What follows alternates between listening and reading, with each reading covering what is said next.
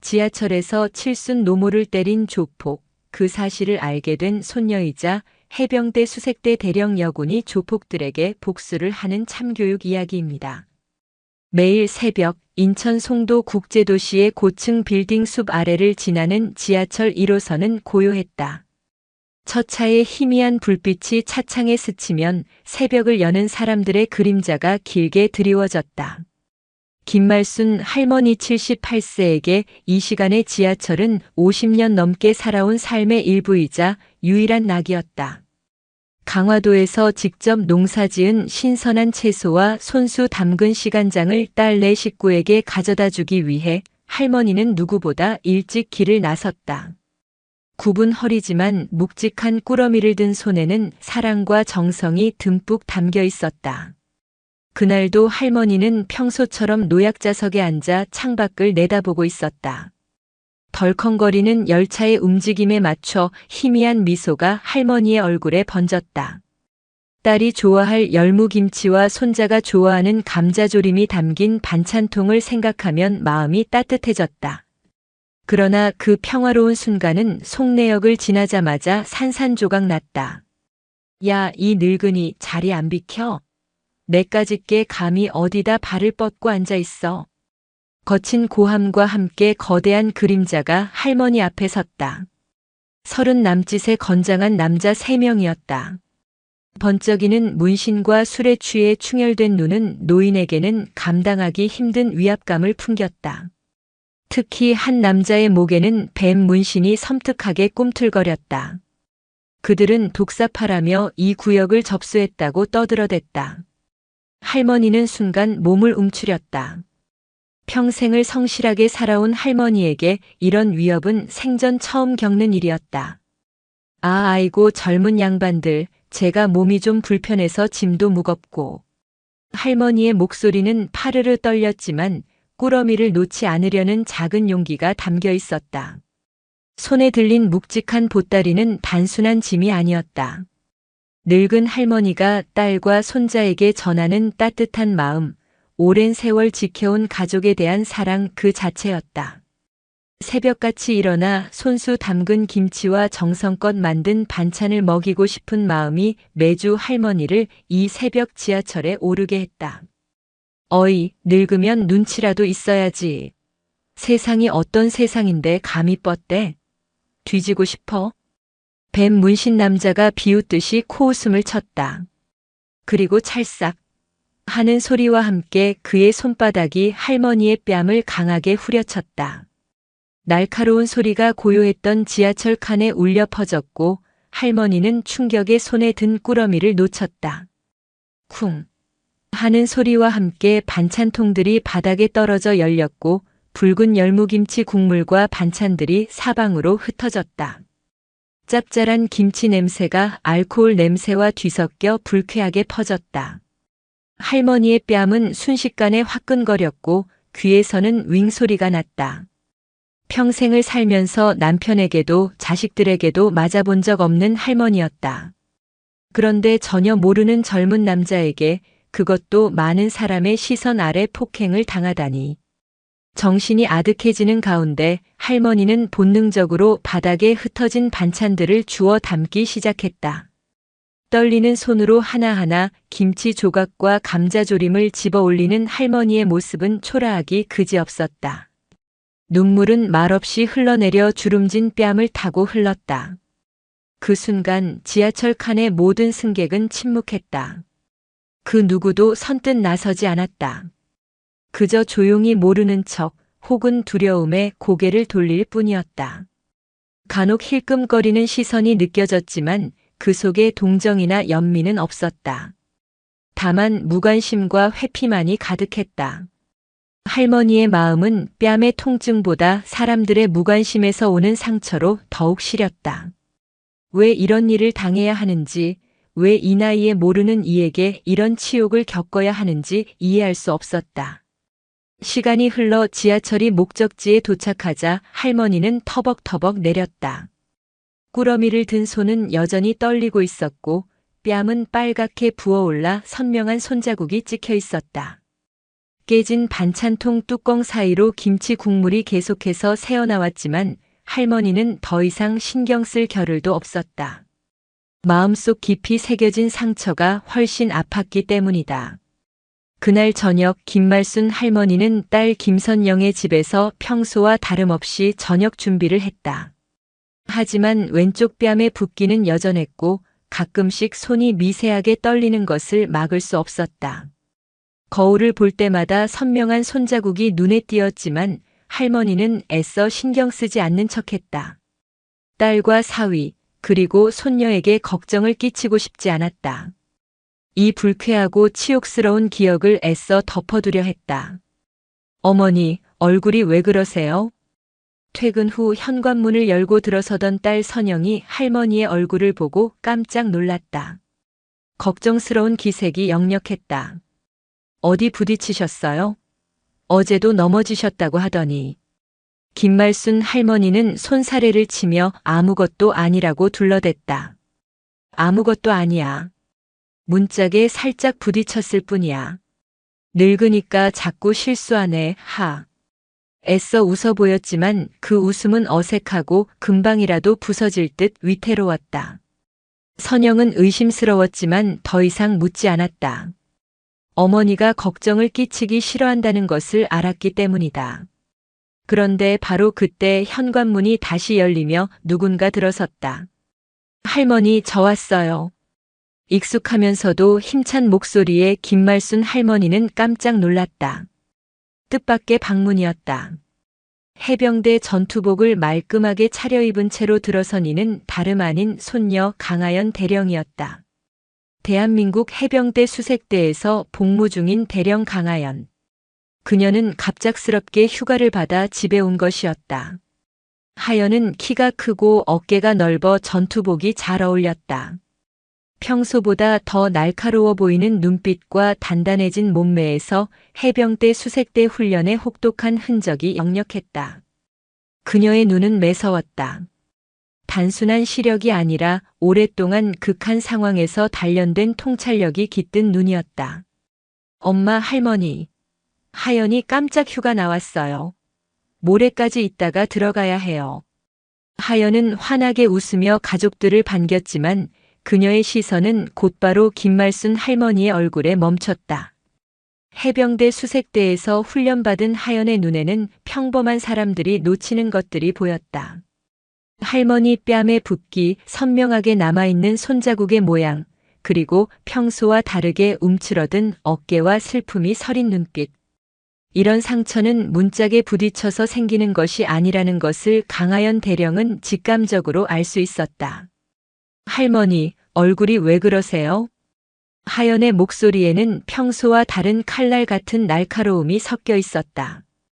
해병대 수색대 지휘관으로서의 냉철함과 사랑하는 할머니에 대한 걱정이 뒤섞인 날카로움이었다. 그녀의 직업은 거짓말을 용납하지 않았다. 그녀의 임무는 항상 진실을 파헤치는 것이었으니까. 누가 그랬어요? 김말순 할머니는 당황했다. 손녀의 눈빛이 너무나 예리해서 거짓말을 할 수가 없었다. 아, 아니야. 그냥 실수로. 할머니, 저한테 거짓말하지 마세요. 하연은 할머니에게 다가가 조심스럽게 얼굴을 살펴봤다. 그녀의 군사 훈련으로 다져진 시야는 상처의 형태와 원인을 정확하게 파악했다. 이건 누군가 손바닥으로 강하게 때린 상처예요. 크기나 각도를 보면 성인 남성의 손이고 상당한 힘으로 가격한 흔적입니다. 김말순 할머니는 결국 고백할 수밖에 없었다. 지하철에서 있었던 일을 차근차근 이야기했다. 노약자석에 앉아 있었는데 문신한 남자들이 올라와 자리를 비키라고 했고 거절했더니 뺨을 때렸다는 것까지. 이야기를 듣는 내내 강하연 대령의 얼굴은 점점 굳어졌다. 주먹을 꽉 쥐고 있는 손마디가 하얗게 변했다. 그 사람들이 누구예요? 어떻게 생겼어요? 하연의 목소리는 얼음처럼 차가웠다. 평소 온화하고 다정했던 손녀와는 전혀 다른 모습이었다. 그녀의 눈빛은 마치 사냥감을 노리는 맹수처럼 번뜩였다. 할머니의 안전과 존엄이 침해당한 순간 그녀는 더 이상 평범한 손녀가 아니었다. 그녀는 대한민국 해병대 수색대 대령 강하연이었다. 하연아, 그냥 넘어가자. 괜찮아. 내가 괜히 일에 휘말리면 어떻게 해? 너는 군인인데 문제 생기면 안 되잖아. 김말순 할머니는 떨리는 손으로 손녀의 손을 붙잡았다. 혹시라도 손녀가 자신 때문에 곤란해질까봐 걱정하는 마음이었다. 하지만 강하연 대령의 마음속에는 이미 걷잡을 수 없는 분노가 격렬하게 끓어오르고 있었다. 해병대 수색대 대령으로서 그녀는 국가와 국민을 수호하는 임무를 맡고 있었다. 그 임무에는 약한 자를 보호하고 정의를 실현하는 것도 포함되어 있었다. 자신의 할머니가 무방비 상태에서 폭행당하고 그 누구도 나서지 않았다는 사실은 그녀의 군인 정신에 깊은 상처를 남겼다. 그날 밤 강하연은 잠들지 못했다. 할머니가 당한 일이 머릿속에서 계속 맴돌았다. 칠순이 넘은 노인에게 감히 손을 올린다는 것. 그것도 노약자석에 앉아있는 할머니를 때린다는 것은 도저히 용납할 수 없는 패륜적인 행위였다. 해병대 수색대에서 배운 것은 단순히 전투 기술만이 아니었다. 약한 자를 보호하고 정의를 실현하는 것이 군인의 가장 기본적인 의무이자 정신이라는 것을 그녀는 수없이 교육받고 실천해왔다. 지금 자신의 가장 소중한 가족이 그 정의의 사각지대에서 폭행을 당했다. 그녀는 망설일 이유가 없었다. 분노는 차가운 결의로 바뀌고 있었다. 그녀의 가슴 속에서는 뜨거운 해병대 정신이 불타오르기 시작했다. 다음 날 새벽 강하연 대령은 조용히 일어났다. 할머니 김말수는 여전히 새벽 첫 차를 타려고 준비하고 있었다. 딸 선영은 그런 어머니를 말려보려 했지만 할머니의 고집을 꺾을 수 없었다. 하연은 할머니에게 다가갔다. 할머니, 오늘은 제가 같이 가요. 왜? 너는 휴가 중인데 피곤할 텐데. 할머니 혼자 다니시는 게 걱정돼서요. 괜찮아요, 같이 가요. 하연의 단호하지만 따뜻한 말에 김말순 할머니는 마지못해 고개를 끄덕였다.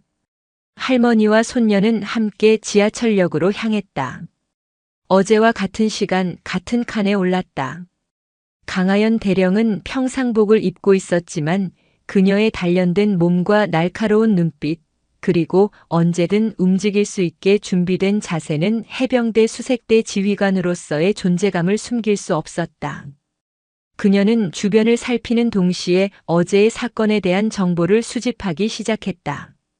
옆자리에 앉은 중년의 아주머니에게 조용히 말을 걸었다. 혹시 어제 이 시간에 이 칸에서 할머니가 맞는 걸 보셨어요?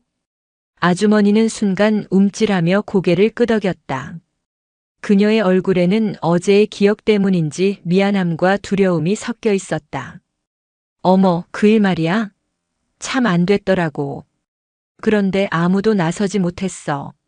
너무 무서워서. 어떤 사람들이었는지 기억나세요? 하연의 질문에 아주머니는 기억을 더듬었다. 4명 정도였는데 다 문신하고 험악하게 생겼더라고. 특히 그 할머니 때린 사람은 목에 뱀 문신이 크게 새겨져 있었어. 그리고 독사파 뭐 그런 말을 하더라고. 독사파. 하연은 그 이름을 기억해뒀다. 해병대 수색대에서 정보 수집 훈련을 받을 때 들어본 이름이었다. 인천 구월동 일대를 중심으로 활동하는 중간 규모의 조직폭력배. 지하철이 목적지에 도착했을 때 하연은 결심을 굳혔다. 할머니를 딸의 집에 데려다 준 후 혼자 돌아가는 길에 휴대폰을 꺼냈다. 해병대 수색대 시절 함께 훈련받았던 선배들에게 연락을 취했다. 선배님, 저 강하연입니다. 급한 일이 있어서 연락드려요. 전화 너머로 박 상사의 목소리가 들렸다. 박 상사는 강하연이 해병 소위 시절 함께 특수 임무를 수행했던 믿음직한 선배이자 현재는 민간 보안업체에서 일하며 광범위한 정보망을 유지하고 있는 인물이었다. 하연아, 무슨 일이야? 대령식이나 돼서 나한테까지 연락할 정도면 큰일 났나 본데? 제 할머니가 조폭들한테 폭행당했어요. 독사파라는 조직인 것 같은데 정보 좀 알아봐 주실 수 있나요? 박 상사는 잠시 침묵했다.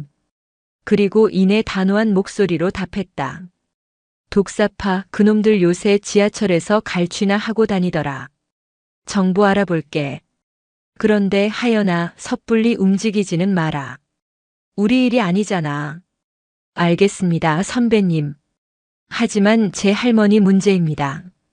하연의 마음은 이미 정해져 있었다.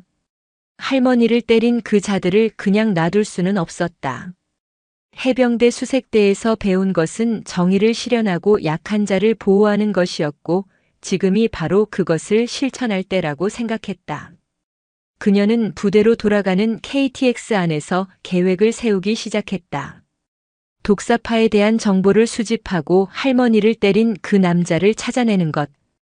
그리고 합법적인 선에서 그 누구도 예상치 못할 방식으로 응징하는 것. 해병대 수색대 대령으로서의 냉철한 판단력과 뛰어난 정보 분석 능력이 발휘되기 시작했다. 부대로 복귀한 하연은 평소와 달리 침묵에 잠겨 있었다. 동료들이 말을 걸어도 대답이 짧았고 고된 훈련에도 불구하고 어딘가 집중하지 못하는 모습이 역력했다. 점심시간이 되자 하연은 혼자 구석진 곳으로 가서 휴대폰을 꺼냈다. 박 상사에게서 온 메시지가 있었다. 하연아, 독사파 정보 확인했다. 조직 규모는 크지 않지만 9월동 클럽 일대를 중심으로 활동하고 있어. 행동대장이 이덕배라는 놈인데 지하철 갈취나 노인 사기 같은 비열한 짓들을 주로 해. 전과도 많아. 사진도 구했으니 확인해봐. 하연은 전송받은 사진을 보는 순간 주먹을 꽉 쥐었다. 바로 그 남자였다. 할머니를 때린 그 뱀 문신의 남자 이덕배. 그의 인상착의와 나이 그리고 잔혹한 눈빛까지 할머니가 묘사했던 그 모습과 완벽하게 일치했다. 이덕배 48세. 독사파 행동대장. 폭행, 갈취, 사기 등으로 여러 차례 실형을 받았지만 번번이 집행유예나 단기간 복역 후 풀려났다. 메시지 아래에 적힌 간략한 프로필을 읽어 내려갈수록 하연의 분노는 더욱 치밀어 올랐다. 이런 쓰레기가. 그녀는 이를 악물었다. 하지만 동시에 차가운 이성도 작동하고 있었다. 해병대 수색대에서 배운 정보 수집과 작전 계획 수립 능력이 발휘되기 시작한 것이다. 하연은 더 자세한 정보가 필요했다. 수색대 내부의 정보망을 이용해 이덕배와 독사파에 대해 깊이 파고들기 시작했다. 국방정보부서에서 근무하는 선배를 통해 경찰 데이터베이스에 접근할 수 있었고 민간 정보 업체에서 일하는 전역자들을 통해 실시간 정보도 수집했다. 조사 결과는 충격적이었다. 이덕배는 단순한 조폭이 아니었다. 최근 몇 년간 인천 지하철에서 노인들을 상대로 한 갈취와 폭행 사건이 10억 원 이상 발생했는데 모두 이덕배와 연관되어 있었다. 하지만 피해자들이 대부분 고령이라 신고를 제대로 하지 못했고 설사 신고를 해도 증거 부족으로 기소되지 않는 경우가 많았다. 이덕배는 이 점을 악용하여 법망을 교묘하게 피해왔던 것이다. 하연은 이덕배의 생활 패턴도 파악했다. 주로 9월동 일대 클럽에서 활동하고 새벽에 지하철을 이용해 집으로 돌아가는 패턴이 있었다. 특히 1호선 노약자석을 자주 이용한다는 정보도 얻었다. 조사를 더 깊이 해보니 그에게는 노약자석에 대한 이상한 집착과 특이한 기억이 있는 것 같았다. 하지만 더 중요한 정보가 하연을 기다리고 있었다. 이덕배의 출생 기록을 조사하던 중 하연은 믿을 수 없는 사실을 발견했다. 이덕배의 출생지와 할머니 김말순의 과거 거주지가 일치하는 것이었다.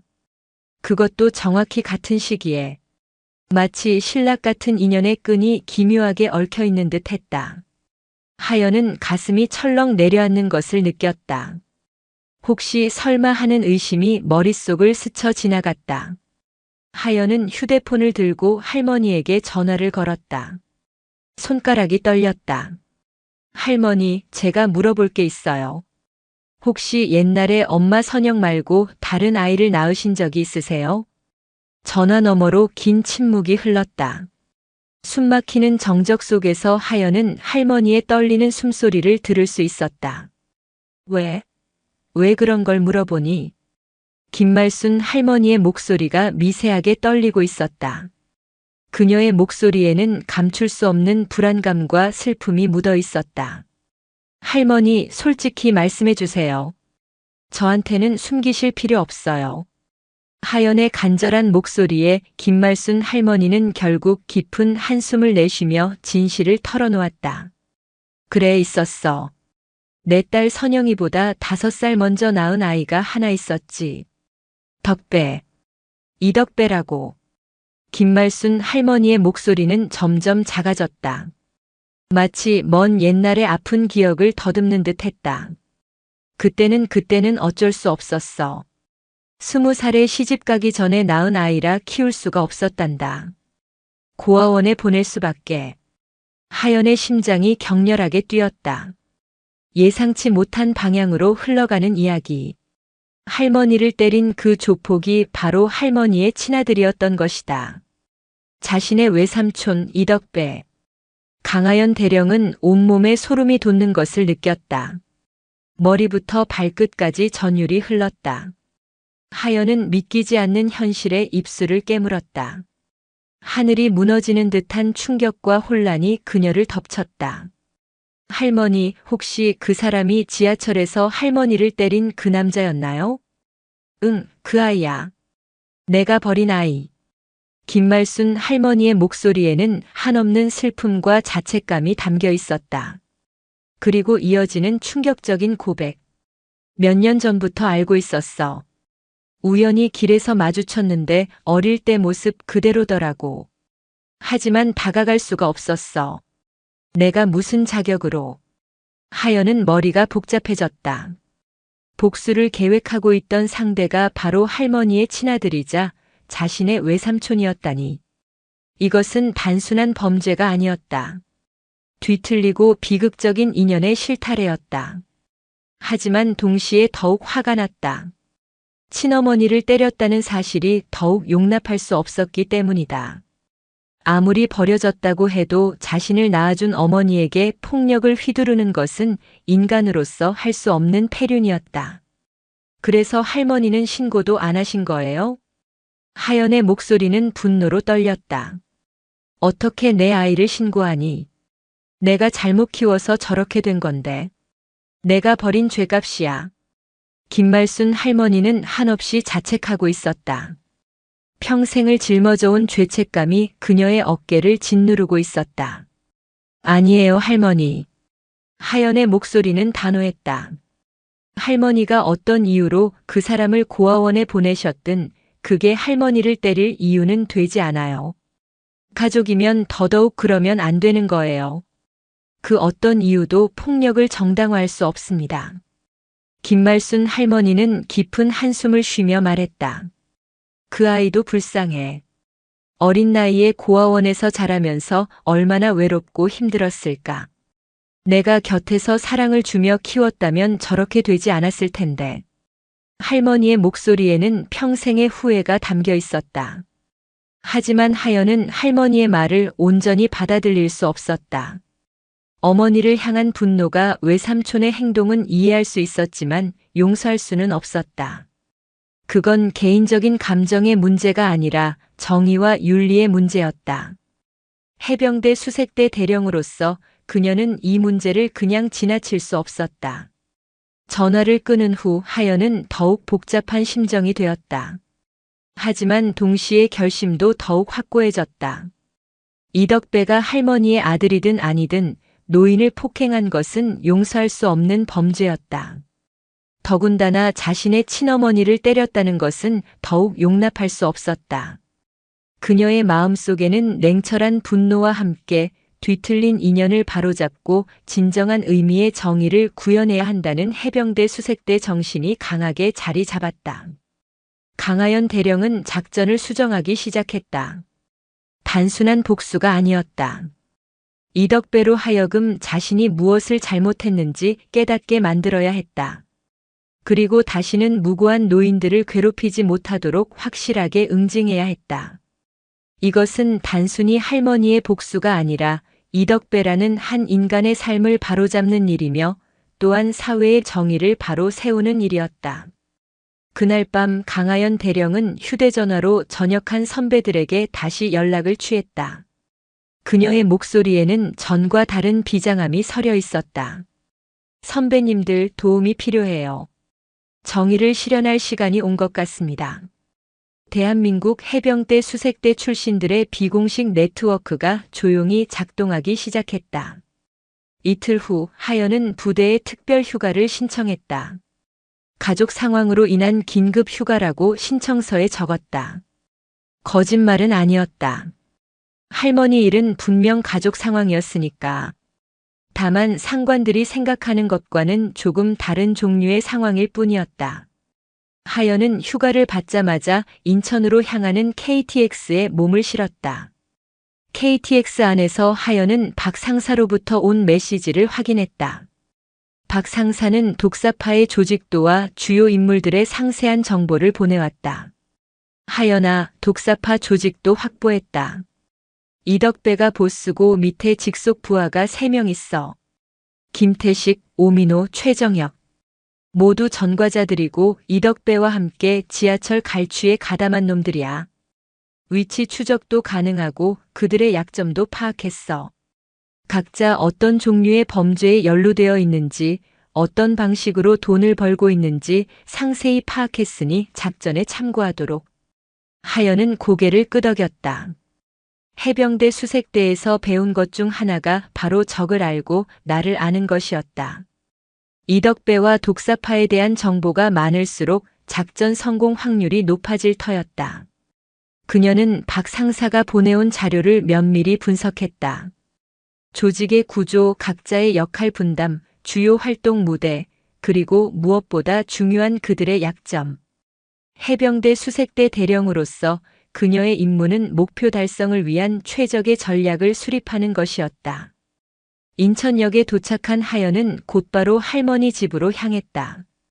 김말순 할머니는 하연이 또 휴가를 냈다는 말에 걱정스러운 표정을 지었다. 자꾸 휴가를 내면 부대에서 뭐라고 하지 않겠니? 괜찮아요, 할머니. 제가 알아서 할게요. 하연은 할머니를 안심시켰다. 하지만 김말순 할머니는 손녀의 진짜 의도를 눈치채고 있었다. 손녀의 눈빛이 평소와 달랐기 때문이다. 차갑고 날카로운 마치 사냥감을 노리는 맹수 같은 눈빛이었다. 그리고 그 눈빛 속에는 할머니를 향한 깊은 사랑과 함께 불의를 용납하지 않는 강한 의지가 담겨 있었다. 하연아, 혹시 덕배일 때문에 그러는 거니? 할머니, 걱정하지 마세요. 저는 법적인 테두리 안에서만 행동할 거예요. 그리고 그 사람에게 자신이 한 일에 대한 책임을 지게 할 겁니다. 그날 밤 11시 하연은 인천 구월동의 한 고급 카페에서 박 상사와 만났다. 박 상사와 함께 온 사람은 민준석이었다. 역시 해병대 수색대 출신으로 현재는 민간 보안업체 대표로 일하며 폭넓은 사회적 네트워크와 정보력을 갖춘 베테랑이었다. 하연아, 오랜만이다. 그런데 이번 일이 좀 위험할 수도 있어. 정말 괜찮겠어? 우리가 직접 나설 수는 없잖아. 민준석은 걱정스러운 표정으로 물었다. 그들의 해병대 수색대 경험은 불법적인 일에 휘말리는 것을 극도로 경계하게 했다. 선배님, 제 할머니를 때린 놈들이에요. 그냥 넘어갈 수는 없어요. 그리고 저희가 직접 폭력을 쓰지는 않을 거예요. 합법적인 방법으로 그들이 스스로 무너지게 만들 겁니다. 하연의 목소리는 단호했다. 그녀의 눈빛에는 흔들림 없는 결의가 담겨 있었다. 민준석은 테이블 위에 태블릿을 올려놓고 화면을 켰다.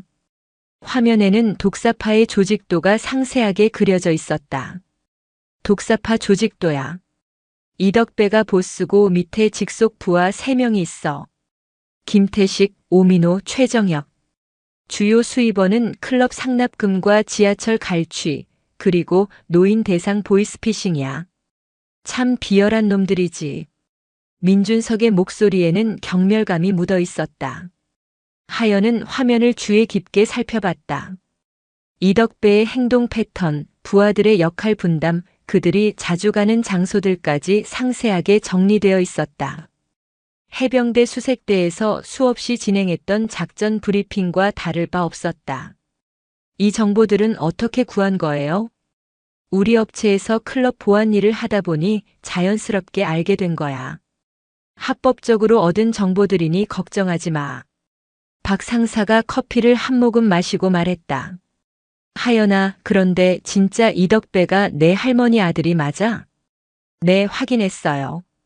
할머니가 직접 인정하셨고 출생 기록도 일치해요. 그럼 더 복잡하겠네. 가족이잖아. 민준석의 얼굴에 복잡한 표정이 스쳐 지나갔다. 가족이라서 더 용서할 수 없어요. 하연의 목소리에는 억누를 수 없는 분노가 담겨 있었다. 친어머니를 때리는 놈이 어디 있어요? 그것도 칠순이 넘은 노인을 말이에요. 가족이면 더더욱 보호해야 하는 거 아닌가요? 민준석과 박 상사는 고개를 끄덕였다. 하연의 말이 옳았다. 혈연 관계가 죄를 덮어줄 수는 없었다. 오히려 더 큰 죄였다. 맞는 말이야. 그럼 계획을 세워보자. 일단 이덕배 혼자만을 타겟으로 하는 게 좋을 것 같은데. 민준석이 조심스럽게 의견을 제시했다. 조폭 조직의 보스를 건드리는 것은 위험 부담이 크기 때문이었다. 아니에요. 부하들부터 정리하고 이덕배는 마지막에 하고 싶어요. 할머니를 때릴 때 같이 있던 놈들이니까 똑같이 책임져야죠. 하연은 자신의 치밀한 계획을 설명하기 시작했다. 첫 번째 타겟은 김태식이에요. 이덕배의 오른팔을 하는 놈이죠. 이놈부터 무력화시키면 조직이 흔들릴 거예요. 박 상사와 민준석은 강하연 대령의 치밀한 계획에 감탄했다. 그녀의 전략은 단순히 힘으로 제압하는 것이 아니었다. 상대의 약점을 정확히 파악하고 법적 테두리 안에서 움직이면서도 치명적인 타격을 입히는 해병대 수색대다운 고도의 심리전과 정보전을 결합한 작전이었다. 그런데 하연아, 어떤 방식으로 응징할 생각이야? 우리가 직접 때릴 수는 없잖아. 그건 우리 방식이 아니지. 민준석의 질문에 하연은 차가운 미소를 지었다. 선배님들 해병대 수색대에서 뭘 배웠는지 잊으셨어요? 물리적 폭력만이 응징의 전부가 아니잖아요.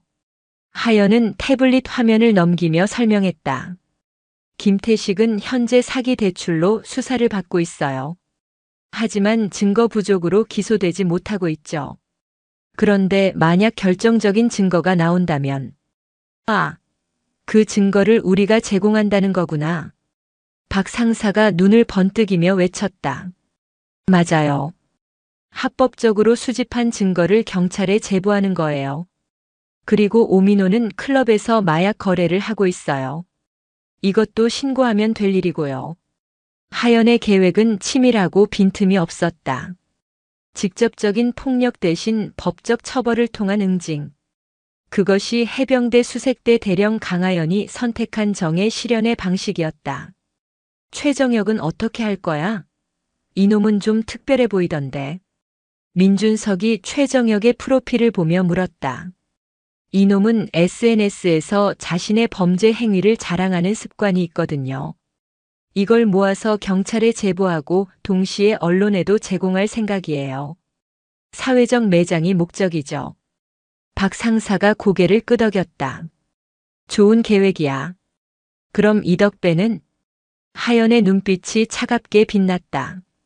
이덕배는 좀 더 특별한 방법을 생각하고 있어요. 할머니와의 관계를 알게 하고 자신이 무엇을 했는지 깨닫게 만들고 싶어요. 그리고 그 이후에는 법이 허용하는 가장 강력한 처벌을 받게 해야죠. 세 사람은 늦은 밤까지 세부 계획을 논의했다. 각자의 역할 분담, 증거 수집 방법, 타이밍 등을 꼼꼼히 정했다. 해병대 수색대에서 함께 훈련받은 경험이 있어서 호흡이 척척 맞았다. 그들은 서로의 눈빛만 봐도 상대의 의도를 읽을 수 있었다. 그런데 하연아, 정말 확신해? 이 일이 끝나면 내 군 생활에도 영향이 있을 수 있어. 우리 같은 예비역이야 상관없지만 너는 아직 현역 대령이잖아. 민준석의 걱정에 하연은 단호하게 답했다. 선배님, 해병대 수색대에서 배운 게 뭐예요? 정의를 실현하고 약한 자를 보호하는 거잖아요. 지금이 바로 그걸 실천할 때예요. 충성. 저의 군인으로서의 양심과 할머니의 손녀로서의 도리가 이 작전을 명령하고 있습니다. 다음 날부터 비공식 작전이 시작되었다. 강하연 대령과 선배들은 각자 맡은 역할에 따라 일사불란하게 움직이기 시작했다. 독사파의 부하들을 하나씩 무력화시키는 정규전 작전이 인천의 밤거리에서 조용히 그러나 맹렬하게 진행되고 있었다. 대한민국 최정예 특수부대의 대령이 자신의 가족을 위해 펼치는 복수. 그것은 단순한 복수를 넘어선 정의를 향한 숭고한 임무가 되어가고 있었다. 그녀의 가슴 속에는 해병대 수색대의 상징처럼 날카로운 지성과 뜨거운 용기가 불타오르고 있었다. 작전 개시 첫날 강하연 대령은 인천 구월동의 한 고급 한정식 집에서 김태식을 관찰하고 있었다. 독사파의 2인자이자 이덕배의 오른팔인 김태식은 매주 화요일마다 이곳에서 부동산 브로커들과 만나 불법 거래를 논의하는 습관이 있었다. 이곳은 룸으로 되어 있어 외부의 시선이 차단되었지만 하연과 그녀의 팀은 이미 며칠 전부터 모든 준비를 마친 상태였다. 하연은 멀리 떨어진 테이블에 앉아 있었다. 평범한 직장 여성처럼 보였지만 그녀의 귀 속에는 민준석의 보안팀이 설치한 초소형 무선 도청 장치가 꽂혀 있었다. 김태식이 들어간 룸의 대화 내용이 실시간으로 그녀의 귀에 전달되었다. 이번 부평구 재개발 아파트 건은 어떻게 됐어? 김태식이 기름진 목소리로 브로커에게 물었다. 그의 목소리에는 탐욕과 오만함이 가득했다. 순조롭게 진행되고 있습니다. 가짜 서류도 완벽하고 원소유주인 노인네는 아직 아무것도 모르고 있습니다. 조만간 헐값에 넘기게 될 겁니다. 좋아, 이번 건으로 최소 5억은 건질 수 있겠네. 뒤처리는 깔끔하게 하고. 하연은 휴대폰으로 모든 대화를 녹음했다. 단순한 녹음이 아니었다. 해병대 수색대에서 사용하는 최첨단 장비는 주변 소음을 완벽하게 제거하고 대화 당사자들의 목소리 파형까지 분석하여 법적 증거로서의 효력을 극대화하는 기능을 갖추고 있었다. 동시에 박 상사가 보내준 소형 카메라가 장착된 펜을 든 민준석의 직원이 옆방에서 벽에 뚫린 미세한 구멍을 통해 김태식이 브로커에게 건네는 서류들을 촬영하고 있었다. 부동산 사기의 결정적인 증거들이 속속 수집되고 있었다. 김태식과 그의 일당은 자신들이 쳐놓은 거미줄 안에서 이미 더 큰 거미줄에 걸려들고 있다는 사실을 전혀 눈치채지 못했다.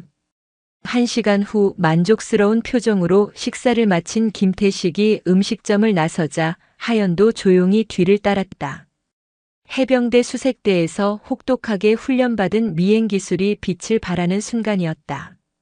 그녀는 인파 속에 자신의 모습을 완벽하게 숨겼고 주변 환경과 하나가 되어 김태식의 시야에서 완전히 사라졌다.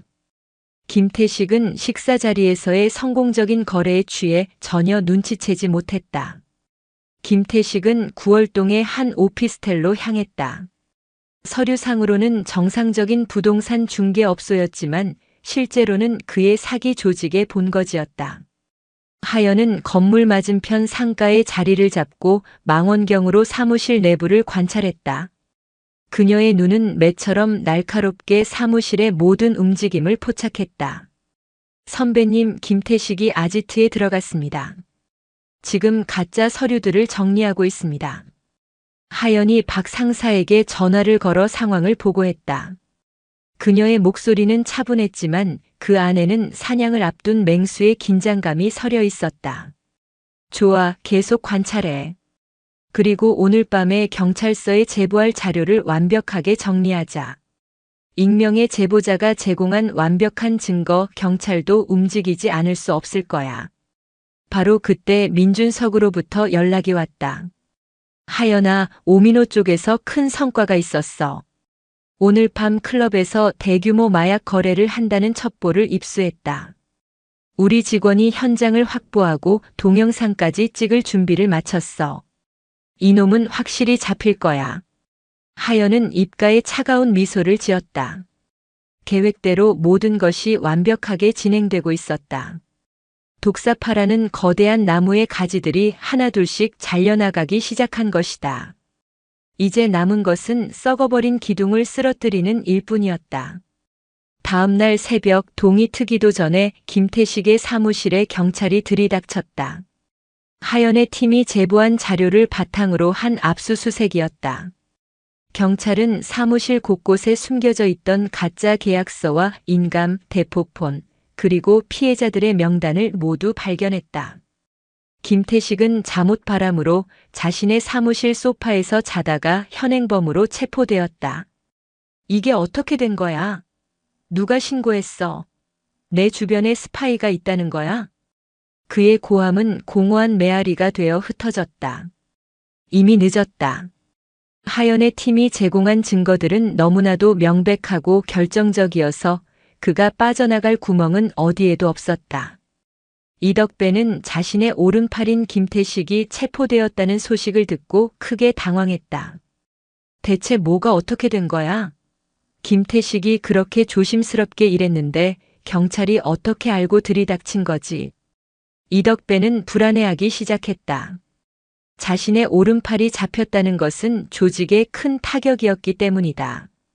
그는 단순한 재수 없는 일이라고 애써 스스로를 위로했지만 마음 한구석에서는 불길한 예감이 피어오르고 있었다. 마치 보이지 않는 누군가가 자신들의 숨통을 서서히 조여오는 듯한 섬뜩한 느낌이었다. 그는 아직 이 모든 일의 배후에 해병대 수색대 대령이 있다는 사실은 꿈에도 상상하지 못하고 있었다. 그저 막연한 불안감 속에서 그는 다음 차례가 누구일지 생각하며 초조하게 담배 연기만 내뿜고 있었다. 김태식의 구속은 독사파의 첫 번째 균열을 만들었다. 이덕배는 불안감을 감추기 위해 남은 부하들을 다그치며 평소보다 더 거칠게 행동했지만 그럴수록 조직의 동요는 커져만 갔다. 강하연 대령의 작전은 정확히 그 점을 노리고 있었다. 이제 두 번째 목표 클럽에서 마약을 유통하는 독사 같은 존재 오민호를 향한 그물이 펼쳐졌다. 작전의 무대는 인천 구월동의 가장 화려하고 은밀한 클럽 블랙홀이었다. 이곳은 오민호의 주된 활동 무대이자 독사파의 주요 자금줄 중 하나였다. 현역 군인인 하연이 직접 잠입하는 것은 불가능했고 그럴 필요도 없었다. 민준석의 보안업체가 바로 이 클럽의 보안을 담당하고 있었기 때문이다.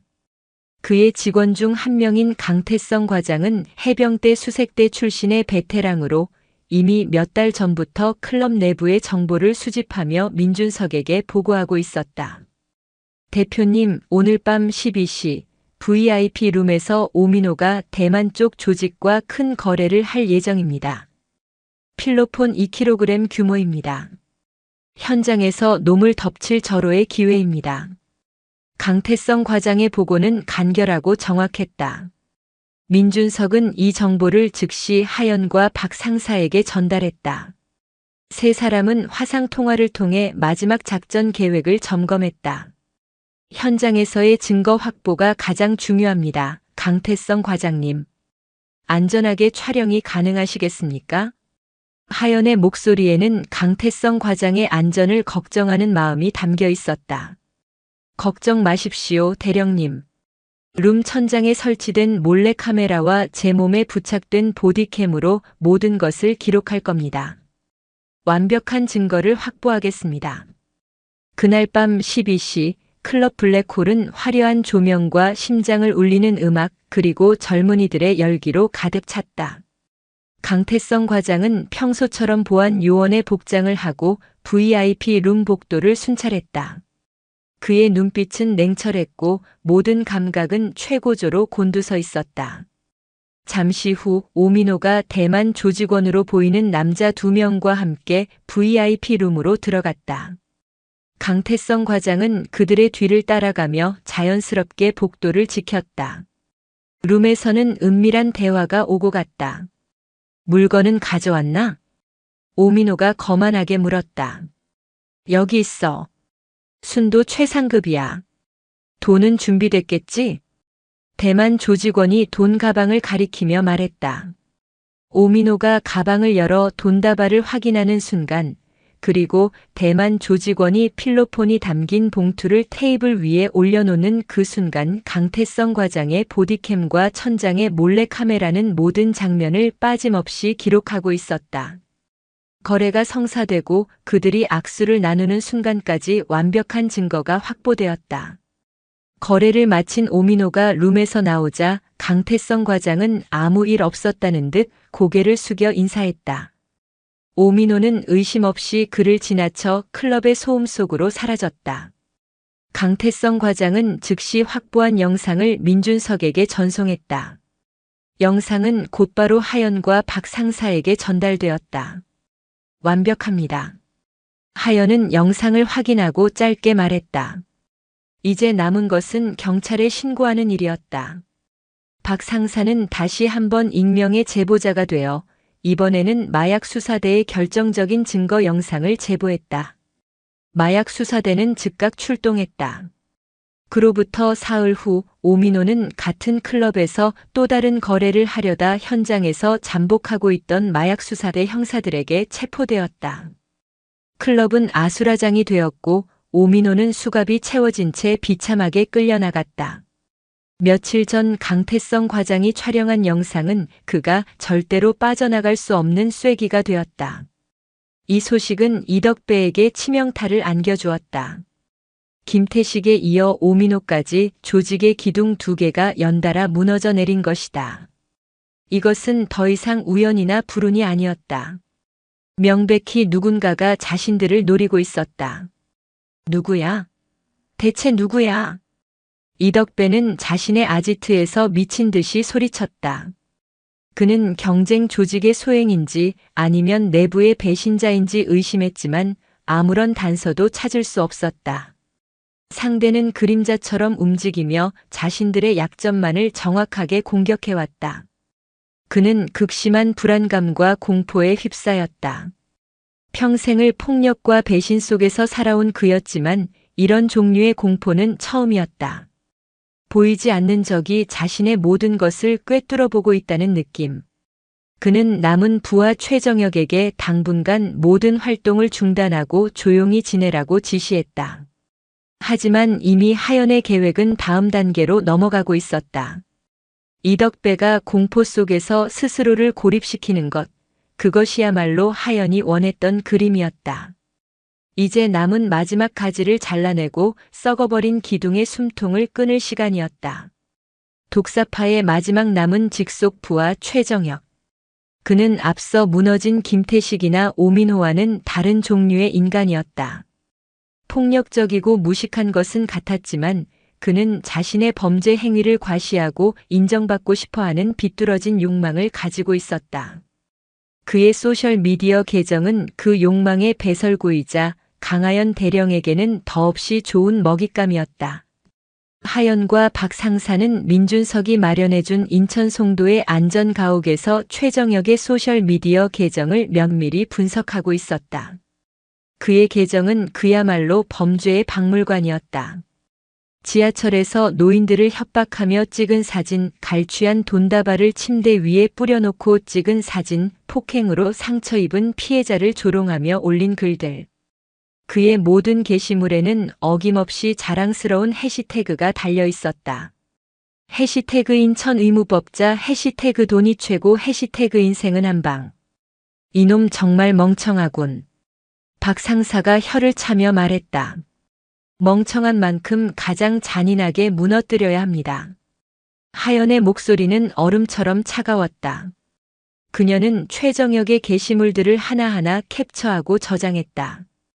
그의 범죄 행위가 명백하게 드러나는 증거들을 체계적으로 수집했다. 특히 그녀의 심장을 얼어붙게 만든 것은 할머니 김말순이 폭행당했던 바로 그날 올라온 게시물이었다.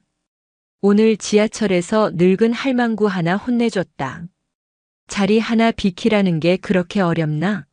세상 무서운 줄 모르는 것들은 매가약이지. 해시태그 참교육 해시태그 노인 공경은 셀프. 그 글 밑에는 의기양양하게 웃고 있는 자신의 셀카 사진이 첨부되어 있었다. 하연은 모니터를 응시하며 주먹을 꽉 쥐었다. 손마디가 하얗게 질릴 정도로 분노가 치밀어 올랐지만 그녀의 눈은 조금의 흔들림도 없이 냉철하게 빛나고 있었다. 하연과 박 상사는 수집한 자료들을 그냥 경찰에 넘기지 않았다. 그들은 이 자료들을 바탕으로 하나의 이야기를 만들었다. 최정역의 범죄 연대기를 시간순으로 정리하고 그의 잔혹함과 비인간성을 극명하게 보여주는 게시물들을 배치했다. 그리고 그 정점에는 김말순 할머니를 폭행한 날의 게시물을 두어 그의 패륜적인 행각을 만천하에 공개할 준비를 마쳤다. 작전은 동시에 이루어졌다. 박 상사는 정리된 자료들을 인천지방경찰청 사이버수사대에 익명으로 제보했다. 동시에 하연은 평소 사회정의 문제에 깊은 관심을 가지고 있던 한 탐사보도 전문 기자에게 이메일로 모든 자료를 보냈다. 경찰의 법적 처벌과 언론을 통한 사회적 심판을 동시에 진행하는 전략이었다. 며칠 후 대한민국이 발칵 뒤집혔다. 소셜미디어로 범죄 자랑한 조폭, 노인 폭행까지 인증 전 국민 경악. 탐사보도 전문 매체의 기사는 포털 사이트 메인을 장식했고 순식간에 수많은 언론사들이 이 사건을 대서특필하기 시작했다. 최정역의 실명과 얼굴, 그리고 그가 올렸던 끔찍한 게시물들이 모자이크도 없이 전국에 공개되었다.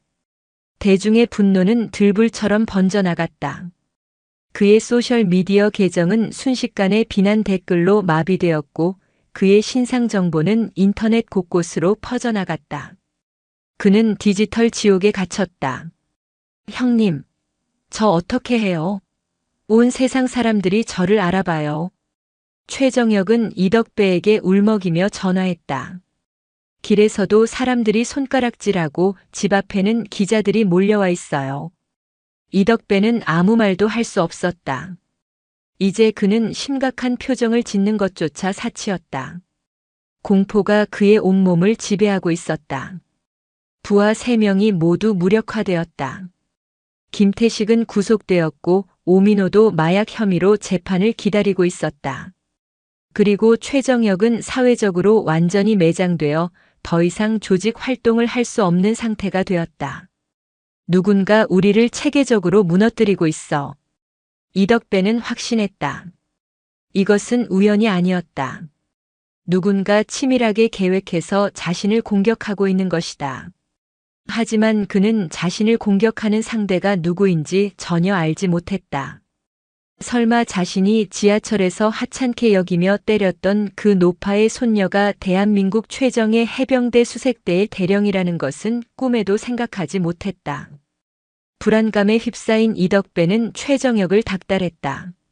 내가 뭘 잘못했는지 누구한테 원한을 샀는지 전부 다 불어. 뭔가 있을 거 아니야. 형님, 진짜 아무것도 없어요. 그냥 평소처럼. 평소처럼? 그 평소처럼 하던 짓 때문에 이 사달이 난 거 아니야. 그 할망구 말고 또 누구 건드렸어. 이덕배는 그 할머니 사건이 이렇게까지 커질 줄은 몰랐다. 단순한 노인 폭행 사건이 아니었다. 마치 자신들의 모든 것을 알고 있는 누군가가 정교하게 설계한 덫에 걸려든 기분이었다. 그는 최정역에게 당장 잠적하라고 소리쳤지만 이미 늦었다. 경찰은 여론에 등 떠밀려 신속하게 움직였고 그날 오후 최정역은 자신의 오피스텔에서 체포되었다. 모든 것을 잃은 이덕배는 며칠 동안 술만 마셨다. 조직은 와해되었고 돈줄은 막혔다. 그는 마치 이빨 빠진 호랑이 신세였다. 분노와 공포가 뒤섞여 그의 이성을 마비시켰다. 그는 이 모든 일의 시작이 그 지하철의 늙은 할머니 때문이라고 생각했다. 그 재수 없는 늙은이만 아니었어도. 분노에 찬 그는 무작정 차를 몰았다. 목적지는 없었다. 그저 끓어오르는 화를 사귀지 못한 채 인천 시내를 배회했다. 그러다 문득 그는 할머니를 처음 봤던 그 지하철역 근처를 지나고 있었다. 그리고 그의 눈에 한 아파트 단지가 들어왔다. 할머니가 내렸던 역이었다. 혹시 저곳에 살고 있는 건 아닐까? 앙심을 품은 그는 차를 세우고 아파트 단지 주변을 어슬렁거렸다. 한편 강하연은 할머니 댁에 잠시 들른 참이었다. 휴가 마지막 날이라 부대 복귀 전에 할머니를 뵙고 싶었다. 할머니는 그 사이 뉴스에 나온 최정역의 얼굴을 보고 그날 자신을 폭행했던 일당 중 하나임을 어렴풋이 기억해냈다. 하연아, 저놈이 그날 같이 있던 놈 같은데. 할머니, 이제 다 괜찮아요. 나쁜 놈들은 다 벌받게 될 거예요. 하연은 할머니를 안심시키고 집을 나섰다. 평상복 차림이었지만 굳게 담은 입술과 흔들림 없는 눈빛은 그녀가 평범한 여성이 아님을 말해주고 있었다. 아파트 단지를 나와 큰 길로 향하는 길, 그녀는 등 뒤에서 느껴지는 불길한 시선을 감지했다. 수년간 전장에서 단련된 감각이었다. 그녀는 걸음을 멈추지 않고 스마트폰을 꺼내 화면에 비친 뒤를 확인했다. 검은색 세단 한 대가 천천히 그녀를 따라오고 있었다. 그리고 그 차에서 익숙한 얼굴이 내렸다. 이덕배였다. 하연의 심장이 차갑게 가라앉았다. 올 것이 왔구나. 그는 아직 그녀가 누구인지 모를 것이다. 그저 할머니와 관련 있는 젊은 여자 정도로 생각하고 접근하는 것이리라. 하연은 일부러 인적이 드문 공원 쪽으로 발걸음을 옮겼다. 이덕배는 기다렸다는 듯이 차에서 내려 그녀의 앞을 막아섰다. 술 냄새가 확 풍겼다. 어이 아가씨. 잠깐 나 좀 봅시다. 이덕배의 눈은 욕망과 분노로 번들거렸다. 그는 강하연의 위아래를 훑어보았다. 단단하면서도 균형 잡힌 몸매, 군인이라고는 상상할 수 없는 미모. 그의 입가에 비열한 미소가 걸렸다. 내가 그 할망구 손녀냐? 생긴 건 반반하게 생겨가지고 할미 뒤치다거리나 하고 다니나 보네. 하연은 아무 말 없이 그를 노려보았다. 그녀의 눈빛은 분노를 넘어선 차가운 경멸을 담고 있었다. 왜 띠꺼워? 오빠가 말을 좀 험하게 했나? 근데 아가씨 몸매가 아주 죽이는데. 군대는 다녀왔나 몰라? 이런 몸으로 총은 들 수 있겠어? 이덕배가 한 걸음 다가서며 그녀의 팔뚝을 잡으려 했다. 그 순간 하연의 몸이 미세하게 움직였다. 이덕배의 손이 닿기 직전 그녀는 반 발짝 뒤로 물러나며 그의 손을 피했다. 너무나 자연스럽고 빠른 움직임이라 이덕배는 자신이 헛손질을 했다고 착각할 정도였다. 어쭈? 요것 봐라. 날렵하네. 혹시 운동 좀 했어? 오빠랑 같이 땀 좀 흘려볼까? 내 할미 때문에 내가 지금 얼마나 역 같은지 알아? 내가 대신 좀 풀어줘야겠다. 오늘 밤 오빠 방으로 와라. 연락처 찍어. 이덕배는 노골적인 말로 그녀를 희롱했다. 폐악에 가까운 언어 폭력이었다. 그는 눈앞의 여자가 겁을 먹고 울거나 혹은 소리를 지를 것이라 예상했다.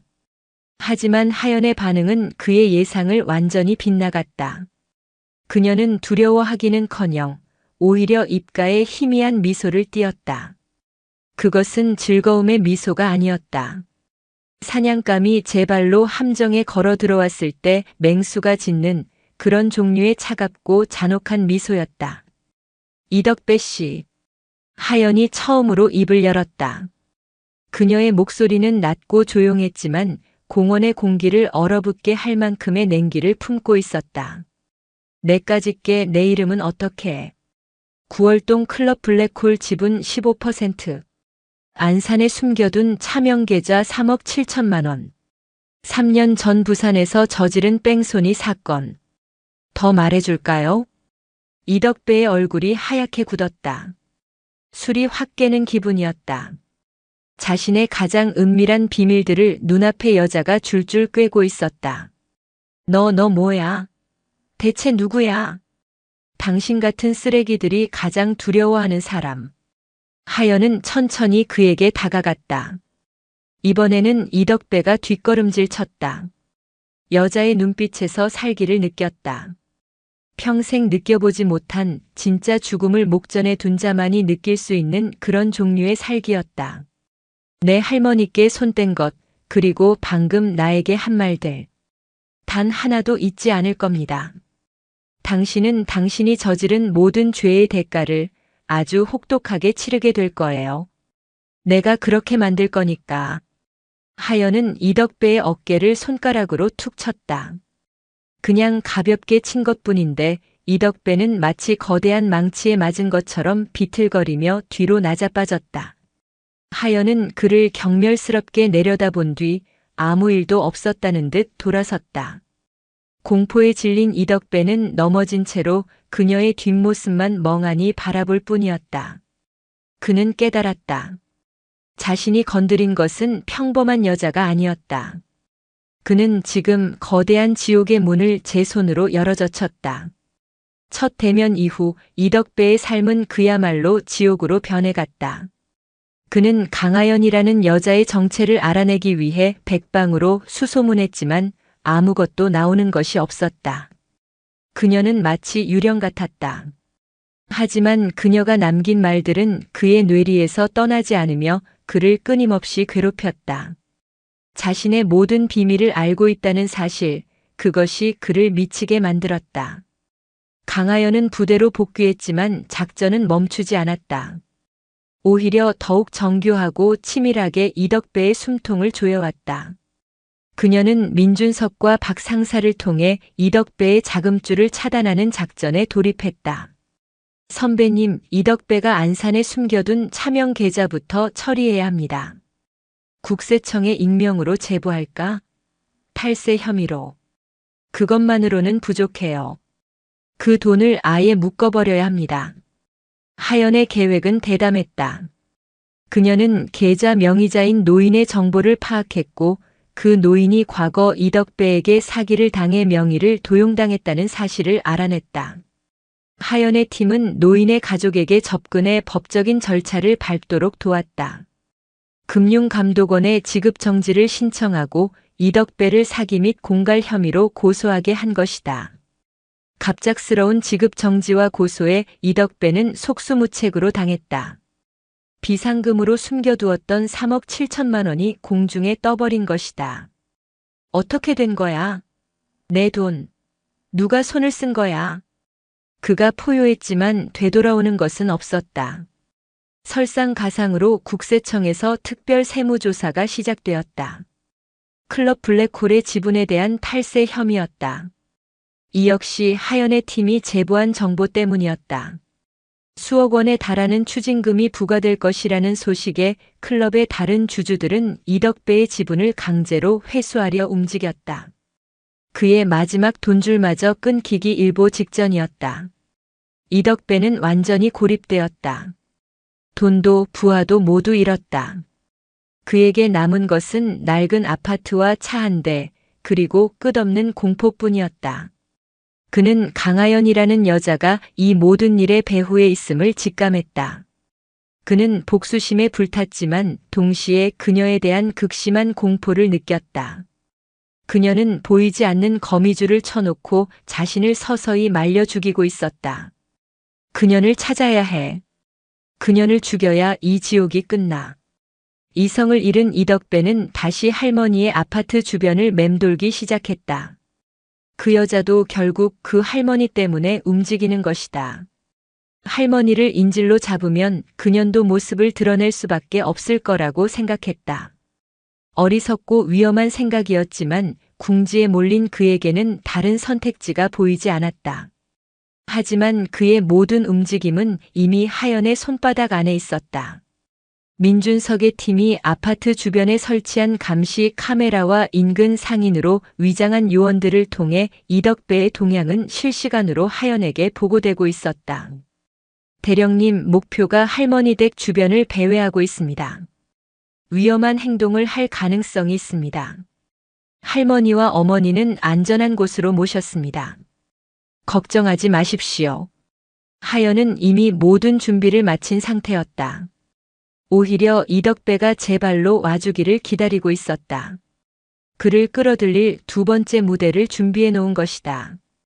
며칠 후 하연은 다시 휴가를 내어 인천으로 돌아왔다. 이번에는 평범한 옷차림이 아니었다. 몸에 딱 붙는 운동복 차림이었다. 그녀는 일부러 이덕배의 눈에 띄도록 할머니의 아파트 단지 내 헬스장에서 운동을 시작했다. 며칠을 잠복하던 이덕배의 눈에 운동하는 하연의 모습이 들어왔다. 그는 차 안에서 이를 갈았다. 저 여유로운 모습, 자신의 인생을 망쳐놓고 태연하게 운동이나 하고 있다니. 그는 차에서 내려 헬스장으로 향했다. 헬스장 안은 한산했다. 하연은 러닝머신 위에서 가볍게 몸을 풀고 있었다. 이덕배가 성큼성큼 다가와 그녀 옆에 러닝머신에 올라탔다. 여유가 넘치시네, 아주. 사람 하나 인생 조져놓고 운동할 기분이 나나봐. 운동은 정신 건강에 좋으니까요. 당신처럼 정신이 불안정한 사람에게는 특히 추천하고 싶네요. 하연은 시선도 주지 않은 채 대답했다. 그녀의 평온한 태도에 이덕배는 더욱 화가 치밀었다. 이 쌍년이 내가 한 짓이지? 내 돈, 내 조직 전부 내년 짓이잖아. 이덕배가 소리를 지르자 몇 안 되던 사람들이 힐끔거리며 쳐다봤다. 하연은 그제야 러닝머신을 멈추고 그를 돌아봤다. 무슨 소리인지 모르겠네요. 당신이 불법적인 일을 해서 벌을 받은 것뿐이잖아요. 법치국가에서 당연한 일인데 뭐가 그렇게 억울하세요? 법? 웃기지 마. 너 같은 년이 법을 들먹여? 너 대체 정체가 뭐야? 국정원이야? 경찰이야? 이덕배는 그녀의 멱살이라도 잡을 듯이 달려들었다. 하연은 피하지 않았다. 오히려 그녀의 눈빛은 차갑게 빛났다. 궁금해요? 내가 누군지. 하연은 이덕배의 손목을 가볍게 잡았다. 그리고는 손가락 몇 개에 힘을 주었을 뿐인데 이덕배의 얼굴이 고통으로 일그러졌다. 아파. 이거나. 평생을 주먹으로 살아온 그였지만 손목에 전해지는 고통은 상상을 초월했다. 뼈가 으스러지는 듯한 통증이었다. 당신 같은 인간은 알아들을 필요 없는 이름이에요. 그냥 당신의 인생을 끝장낼 사람이라고만 알아두면 돼요.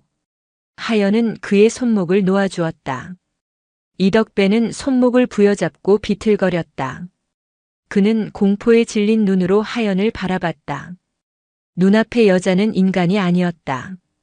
최소한 자신이 아는 범주의 인간은 아니었다. 그 힘과 기술, 그리고 무엇보다 그를 내려다보는 압도적인 눈빛. 그것은 야수를 조련하는 조련사의 눈빛이었다. 왜 나한테 이러는 거야? 내가 너한테 뭘 어쨌다고. 아직도 모르겠어요? 당신이 저지른 가장 큰 죄가 뭔지. 하연은 그의 눈을 똑바로 보며 말했다. 당신은 건드려서는 안 될 사람을 건드렸어요. 세상에서 가장 약하고 그래서 가장 강하게 지켜줘야만 했던 사람을. 그 순간 이덕배의 머릿속에 지하철에서 폭행했던 할머니의 얼굴이 스쳐 지나갔다. 설마 정말 그깟 일 때문에? 그저 늙은 할머니 한 명 때린 것 때문에 자신의 모든 것이 무너져 내리고 있다는 말인가. 그는 이해할 수 없었다. 그 할망구 때문에 정말이야? 그깟 늙은이 하나 때문에. 그깟 늙은이? 하연의 목소리에 처음으로 분노가 실렸다. 그녀는 헬스장 구석에 있던 100kg짜리 바벨을 한 손으로 들어 올렸다. 쇠막대가 그녀의 소나귀에서 휘어질 듯 팽팽해졌다. 헬스장에 있던 모든 사람들이 경악하며 그 모습을 지켜봤다. 당신이 함부로 말한 그분이 누군가에게는 목숨보다 소중한 세상의 전부일 수도 있다는 생각은 안 해봤겠죠. 하연은 바벨을 바닥에 내려놓았다. 쿵 하는 굉음이 헬스장을 울렸다. 이덕배는 그 소리에 심장이 멎는 듯 했다. 그는 바닥에 주저앉아 버렸다. 완벽한 패배였다. 힘으로도 기세로도 그 무엇으로도 상대가 되지 않았다. 그는 이제 도망쳐야 한다는 생각밖에 들지 않았다. 하지만 하연의 거미줄은 이미 그의 모든 퇴로를 막아선 뒤였다. 그의 차는 타이어가 찢겨 있었고 그의 집 앞에는 그가 저지른 과거의 범죄 피해자들이 플래카드를 들고 시위를 벌이고 있었다. 하연이 그들을 조직한 것이었다. 이덕배는 갈 곳이 없었다. 그는 완벽하게 고립된 도시의 섬이 되었다. 야수는 이제 사냥감의 처분만을 기다리는 신세가 되었다. 이덕배는 무너지고 있었다. 그의 제국은 모래성처럼 허물어졌고 그는 이제 텅 빈 성에 홀로 남겨진 폭군이었다.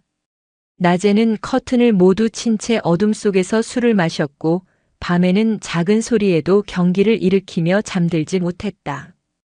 그의 머릿속은 온통 강하연이라는 이름과 그녀의 압도적인 힘에 대한 공포로 가득했다.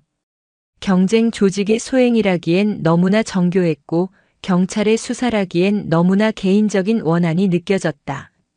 상대는 마치 자신의 모든 것을 꿰뚫어보는 유령 같았다. 그의 아파트 맞은편 건물. 강하연 대령과 그녀의 팀은 교대로 이덕배의 모든 것을 관찰하고 있었다. 그의 집으로 배달되는 음식, 창문 틈으로 새어나오는 불빛, 그리고 가끔씩 미친 사람처럼 창밖을 내다보는 그의 공허한 눈빛까지. 완전히 고립됐습니다. 이제 쥐덫에 놓을 미끼를 던질 시간입니다. 하연은 망원경에서 눈을 떼며 말했다. 그녀의 목소리는 사냥을 마무리하는 사냥꾼처럼 냉정했다.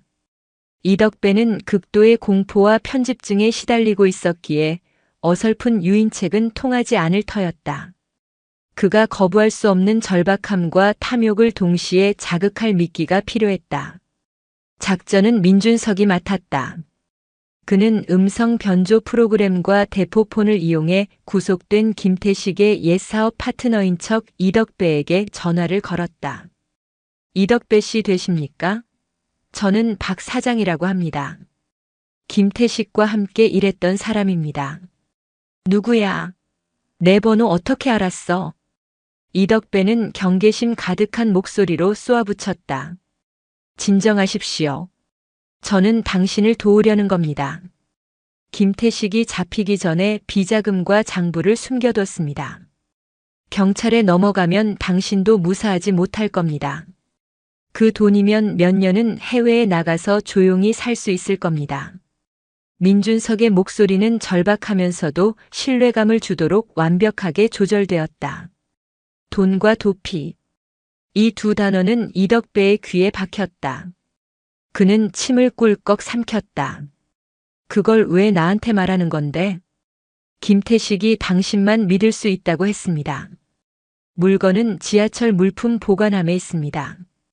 오늘 밤 11시 1호선 송내역 5번 보관함입니다. 송내역. 그곳은 김말순 할머니가 폭행당했던 바로 그 역이었다. 하연은 그의 잠재의식 속에 있는 불안감과 죄책감을 자극하기 위해 일부러 그 장소를 선택했다. 비밀번호는 없습니다. 열쇠를 찾아야 합니다. 1호선 동인천행 열차 밤 10시 45분에 송내역에 도착하는 1077호 열차 세 번째 칸 노약자석 밑에 열쇠가 숨겨져 있습니다. 열차 번호 그리고 세 번째 칸 노약자석. 그날의 사건을 정확하게 상기시키는 디테일이었다. 이덕배는 자신도 모르게 마른 침을 삼켰다. 불길한 기분이 들었지만 수억 원의 현금과 자신의 죄가 기록된 장부라는 유혹을 뿌리칠 수 없었다. 이것이 자신을 파멸시키려는 함정일 수도 있다는 의심과 이것만이 유일한 탈출구일 수 있다는 희망이 그의 머릿속에서 격렬하게 충돌했다. 결국 탐욕과 절박함이 공포를 이겼다.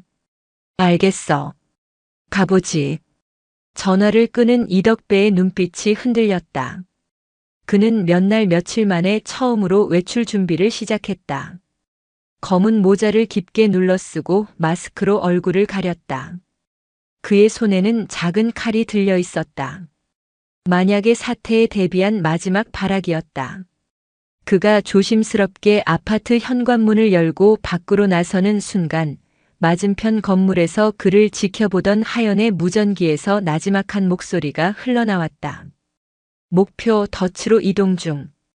이덕배는 자신을 옥죄어 오는 사냥꾼의 그물이 얼마나 정교하게 짜여 있는지 전혀 알지 못한 채 제 발로 심판의 장소를 향해 걸어가고 있었다. 인천의 밤은 차가웠고 그의 등 뒤로는 짙은 파멸의 그림자가 길게 드리워져 있었다. 강하연 대령은 이미 송내역에 도착해 마지막 무대의 막이 오르기를 기다리고 있었다. 밤 10시가 넘은 송내역은 한산했다. 퇴근 인파가 모두 빠져나간 승강장에는 간간히 막차를 기다리는 사람들만이 듬성듬성 서 있을 뿐이었다.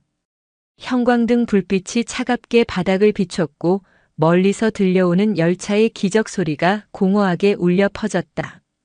이덕배는 모자를 더 깊이 눌러쓴 채 주위를 살피며 약속된 승강장으로 향했다. 그의 온 신경은 날카롭게 곤두서 있었고 심장은 불안하게 뛰고 있었다. 잠시 후 전광판에 1077호 열차 잠시 후 도착이라는 문구가 떴다. 이덕배는 마른 입술을 핥았다. 이 열차에 자신의 운명이 걸려 있었다. 끼익 하는 소음과 함께 열차가 승강장으로 들어왔다. 문이 열리고 몇몇 승객이 내렸다. 이덕배는 그들과 스쳐 지나가며 약속된 세 번째 칸으로 올라탔다. 열차 내부는 텅 비어 있었다. 그는 곧장 노약자석으로 다가가 주위를 살피며 좌석 밑을 더듬었다. 손끝에 차가운 금속의 감촉이 느껴졌다. 물품 보관함 열쇠였다. 그가 열쇠를 쥐고 안도의 한숨을 내쉬는 순간 닫히려던 출입문 사이로 한 여성이 조용히 올라탔다. 그녀는 평범한 검은색 코트를 입고 있었지만 그 발걸음과 자세, 그리고 흔들리는 열차 안에서도 조금의 미동도 없는 균형감은 평범한 사람의 것이 아니었다. 그녀는 천천히 그러나 망설임 없이 이덕배에게로 다가왔다. 이덕배는 본능적인 위협을 느끼고 몸을 움츠렸다. 누구야? 나한테 볼 일 있어? 여성은 그의 앞에서 걸음을 멈췄다. 차갑고 깊이를 알 수 없는 눈이 그의 얼굴에 박혔다. 그녀는 아무 말 없이 코트를 벗었다. 코트 안으로 드러난 것은 푸른색 바탕에 금빛 수장이 빛나는 대한민국 해병대 대령의 정복이었다. 새하얀 정모 아래로 그녀의 눈빛은 칼날처럼 이덕배의 심장을 꿰뚫었다. 제 이름은 강하연. 대한민국 해병대 대령입니다. 여성의 목소리는 조용했지만 그 안에는 강철 같은 힘이 담겨 있었다. 이덕배는 숨을 쉴 수가 없었다. 자신을 지옥으로 몰아넣은 여자의 정체가 현역 군인, 그것도 대령이었다니. 그리고 김말순 할머니의 손녀입니다. 김말순이라는 이름을 듣는 순간 이덕배의 얼굴이 하얗게 굳었다.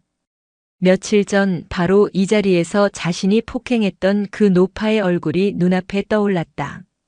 그리고 퍼즐 조각이 맞춰지듯 그를 옥죄어 오던 모든 사건의 실체가 드러났다. 너였구나. 내 새끼들을 전부 작살낸 게 너였어. 그의 목소리가 분노로 떨렸다. 하지만 그 분노 속에는 이미 짙은 공포가 배어 있었다. 당신은 지하철 좌석 하나 때문에 7순이 넘은 노인을 폭행했습니다. 그분이 바로 제 할머니입니다. 하연의 목소리에는 어떤 감정도 실려 있지 않았다. 그래서 더 무서웠다. 이덕배는 주머니 속 칼을 꽉 쥐었다. 하지만 그의 손은 미세하게 떨리고 있었다. 눈앞의 여성에게서 뿜어져 나오는 기운은 그가 평생 상대해왔던 건달들과는 차원이 달랐다. 그것은 죽음의 경계를 수없이 넘나든 자만이 가질 수 있는 서늘하고 압도적인 기운이었다. 하지만 당신이 알아야 할 게 하나 더 있어요, 이덕배 씨. 하연은 그에게 한 걸음 더 다가섰다. 아니, 외삼촌이라고 불러야 할까요? 뭐? 외삼촌? 미친 소리 하지 마. 이덕배는 소리쳤지만 그의 눈동자는 불안하게 흔들리고 있었다. 김말순. 당신이 재수 없는 늙은이라고 부르며 뺨을 때렸던 그분. 당신을 낳아주고 어쩔 수 없이 고아원에 보내야만 했던 당신의 친어머니입니다. 벼락이 내리쳤다. 이덕배의 머릿속이 새하얗게 변했다. 세상의 모든 소리가 사라지고 오직 하연의 목소리만이 그의 뇌리에 박혀 끝없이 메아리쳤다. 친어머니. 내가 때린 노파가 내 어머니라고. 그의 눈앞에 그날의 광경이 필름처럼 스쳐 지나갔다.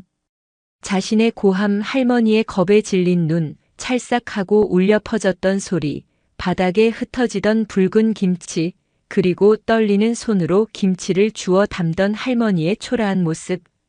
그 모든 장면들이 이제는 끔찍한 의미를 가지고 그의 심장을 난도질했다. 평생을 원망하고 증오했던 어머니. 왜 나를 버렸냐고 단 한 번이라도 만나면 따지고 싶었던 그 어머니를 그는 자신의 손으로 직접 폭행했던 것이다. 아! 이덕배의 입에서 의미 없는 신음이 터져 나왔다. 그는 손에 쥐고 있던 열쇠와 칼을 떨어뜨렸다. 육체적인 고통이 아니었다. 그의 영혼이 산산조각 나는 소리였다. 그는 비틀거리다 결국 자리에 주저앉았다. 물리적인 타격 없이 오직 진실의 무게만으로 한 인간이 완벽하게 무너져 내리는 순간이었다. 열차가 다음 역에 도착하며 천천히 속도를 줄였다. 스크린도어 너머로 조용히 깜빡이는 경찰차의 경광등 불빛이 보였다. 박 상사가 미리 연락해둔 경찰들이었다. 하지만 이덕배의 눈에는 아무것도 보이지 않았다. 그의 세상은 이미 무너져 내린 후였다. 그는 이제 한낱 조폭 두목 이덕배가 아니었다. 어머니를 때린 패류나 그 이상도 이하도 아니었다. 심판은 그렇게 막을 내렸다. 이덕배의 체포는 허무할 정도로 조용했다. 그는 아무런 저항도 하지 않았다. 마치 영혼이 빠져나간 인형처럼 그는 경찰의 손에 이끌려 열차에서 내렸다. 차갑게 깜빡이는 경광등 불빛 아래 해병대 대령의 정복을 입은 강하연의 모습이 그의 뇌리에 낙인처럼 새겨졌다. 그녀의 존재 자체가 자신에게 내려진 살아있는 심판이었다. 인천 남동경찰서 조사실. 이덕배는 모든 혐의를 순순히 인정했다. 김말순 할머니에 대한 폭행은 물론 경찰이 그동안 증거를 찾지 못했던 다른 범죄들까지 기계적으로 자백했다. 그의 갑작스러운 태도 변화에 베테랑 형사들조차 당혹감을 감추지 못했다. 며칠 전까지만 해도 모든 혐의를 부인하며 난동을 부리던 그가 아니었다. 왜 갑자기 전부 자백하는 겁니까? 담당 형사의 질문에 이덕배는 텅 빈 눈으로 허공을 응시하며 나지막이 말했다. 내가 괴물이니까. 그의 정신은 다른 곳에 있었다. 조사관의 질문에 대답하면서도 그의 머릿속은 온통 강하연의 마지막 말과 할머니의 얼굴로 가득 차 있었다. 당신의 친어머니입니다. 그 한마디가 그의 인생 전체를 송두리째 부정하고 있었다. 평생을 지탱해 온 원망과 증오의 기둥이 무너져 내린 자리에 그는 이제 걷잡을 수 없는 자기 혐오의 급류에 휩쓸리고 있었다. 같은 시각 강하연은 안전 가옥으로 돌아왔다. 박 상사와 민준석이 걱정스러운 얼굴로 그녀를 맞았다. 하연아, 괜찮아? 표정이 안 좋아 보여. 작전은 끝났습니다. 목표는 체포됐고 모든 범죄 사실을 자백하고 있습니다. 그녀의 목소리는 평소처럼 침착했지만 미세하게 떨리고 있었다. 그녀는 두 선배에게 모든 상황을 보고했다. 이덕배가 자신의 외삼촌이라는 사실, 그리고 그에게 모든 진실을 밝혔다는 것까지. 이야기를 들은 두 사람은 할 말을 잃었다. 이것은 단순한 조폭 소탕 작전이 아니었다. 한 가족의 수십 년에 걸친 비극을 파헤치는 잔인한 과정이었다. 고생했다, 하연아. 이제 좀 쉬어. 민준석이 그녀의 어깨를 두드려 주었다. 하연은 작게 고개를 끄덕이고는 자신의 방으로 들어갔다. 문을 닫고 잠그는 순간 팽팽하게 버티고 있던 긴장의 끈이 끊어졌다.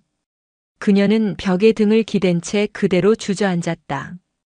해병대 수색대 대령의 강인한 모습은 온데간데 없었다. 그녀의 눈에서 뜨거운 눈물이 흘러내렸다. 할머니의 멍든 뺨, 이덕배의 공허한 눈동자, 그리고 수십 년간 엇갈려온 모자의 기구한 운명. 그 모든 것이 그녀의 어깨를 짓눌렀다.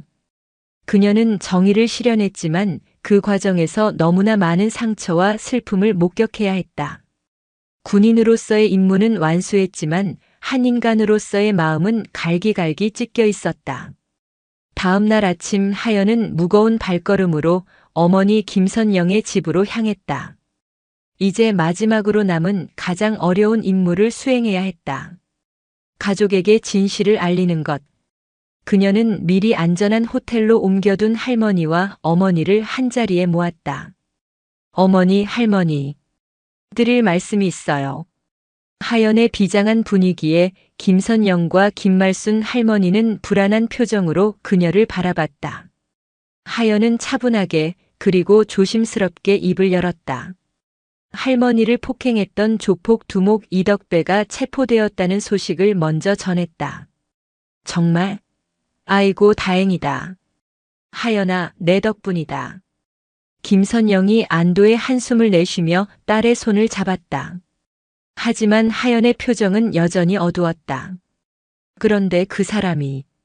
하연은 차마 말을 잇지 못하고 할머니를 바라봤다. 김말순 할머니는 손녀의 눈빛을 보고 무언가 심상치 않은 일이 있음을 직감했다. 왜 그러니, 하연아? 괜찮으니 말해보렴. 그 사람 이름이 이덕배래요. 이덕배. 그 이름을 듣는 순간 김말순 할머니의 얼굴이 하얗게 굳었다. 손이 가늘게 떨리기 시작했다. 혹시 내가 아는 그 아이? 네, 할머니. 할머니가 수십 년 전에 헤어져야만 했던 아들이에요. 정적이 흘렀다. 김선영은 이 상황을 이해할 수 없다는 듯 딸과 어머니의 얼굴을 번갈아 쳐다봤다. 엄마, 그게 무슨 소리야? 할머니 아들이라니? 나한테 오빠가 있었다는 말이야? 김말순 할머니는 대답할 수 없었다. 그녀의 눈에서 눈물이 비오듯 쏟아져 내렸다. 평생을 가슴속에 묻어두었던 비밀, 가장 아픈 상처가 후벼 파이는 고통이었다. 하연은 어머니에게 모든 것을 설명했다. 할머니의 과거, 어쩔 수 없이 아들을 떠나보내야만 했던 사연, 그리고 그 아들이 바로 할머니를 폭행한 범인이라는 잔인한 현실까지. 모든 이야기를 들은 김선영은 엄청난 충격에 휩싸였다. 자신에게 오빠가 있었다는 사실보다 그 오빠가 어머니를 폭행했다는 사실이 그녀를 더욱 고통스럽게 했다. 어떻게 그런 일이. 그녀의 분노는 알지 못했던 오빠를 향했다. 그리고 동시에 평생을 홀로 비밀을 감당해온 어머니에 대한 연민으로 가슴이 미어졌다. 엄마 왜 말 안 했어? 얼마나 힘들었어? 김선영은 오열하는 어머니를 끌어안았다. 두 모녀는 한참 동안 서로를 부둥켜 안고 울었다. 하지만 김말순 할머니의 슬픔은 다른 차원의 것이었다. 그것은 단순한 슬픔을 넘어선 가슴이 무너져 내리는 듯한 자책감이었다. 내 아들이 애미를 때렸구나. 그것도 모르고 다 내 탓이야. 내가 그 아이를 버리지 않았더라면 이렇게 되지는 않았을 텐데. 할머니는 어린아이처럼 오열했다. 쉰 목소리로 터져나오는 울음소리는 수십 년간 가슴속에 쌓아온 죄책감과 슬픔의 무게 그 자체였다. 하연은 차마 그 모습을 지켜볼 수 없어 조용히 방을 나왔다. 복도에 선 그녀의 뺨 위로 다시 눈물이 흘렀다. 그녀가 휘두른 정의의 칼은 악을 베었지만 동시에 가장 사랑하는 가족의 마음에 지울 수 없는 상처를 남기고 말았다. 그녀는 이제 군인으로서가 아니라 한 가족의 일원으로서 이 상처를 어떻게 보듬고 치유해야 할지 막막하기만 했다. 진실이 밝혀진 후 강하연의 가족은 거대한 후폭풍에 휩싸였다. 김말순 할머니는 며칠을 끙끙 앓아누웠다. 식사도 제대로 하지 못하고 잠결에도 아들의 이름을 부르며 눈물을 흘렸다. 그녀에게 이덕배는 더 이상 자신을 폭행한 파렴치한 조폭이 아니었다. 그저 자신이 버려 평생을 고통 속에 살게 만든 불쌍한 아들일 뿐이었다. 김선영은 그런 어머니를 지켜보며 가슴이 찢어졌다. 그녀는 이덕배라는 존재를 용서할 수 없었다. 태어나 처음 알게 된 오빠라는 존재는 어머니에게 씻을 수 없는 상처를 준 원수였다. 그녀는 어머니에게 제발 그 사람을 잊으라고, 우리와는 상관없는 사람이라고 애원했지만 김말순 할머니는 고개만 저을 뿐이었다. 아니야, 내 아들이야. 내가 낳은 내 새끼라고. 언론은 연일 이덕배 사건을 대서특필했다. 노인 폭행으로 시작된 사건은 조폭 조직 와해로 이어졌고 마침내 가해자가 피해자의 친아들이라는 충격적인 사실까지 밝혀지면서 대한민국은 큰 충격에 빠졌다. 이덕배는 순식간에 페류나의 대명사가 되었지만 동시에 그의 불행한 과거사가 알려지면서 그를 동정하는 여론도 일부 생겨났다. 하지만 그 어떤 여론도 이 비극적인 가족에게는 위로가 되지 못했다. 며칠을 앓던 할머니는 기어이 이덕배를 만나러 가야겠다고 고집을 부렸다. 선영아, 하연아. 나 덕배 얼굴 한 번만 봐야겠다. 이대로는 눈을 감을 수가 없어. 엄마, 제정신이야? 그 사람이 엄마한테 무슨 짓을 했는지 잊었어? 김선영이 기겁하며 말렸지만 할머니의 의지는 확고했다.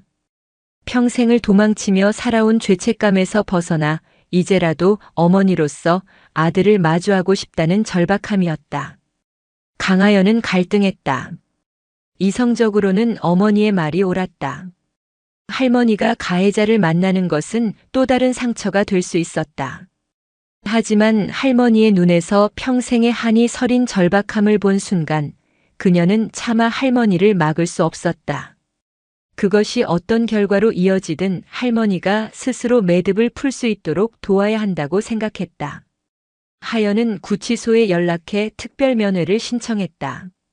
현역 대령이자 사건의 중요 참고인이라는 신분이 도움이 되었다. 며칠 후 마침내 면회 허가가 떨어졌다. 구치소 면회실.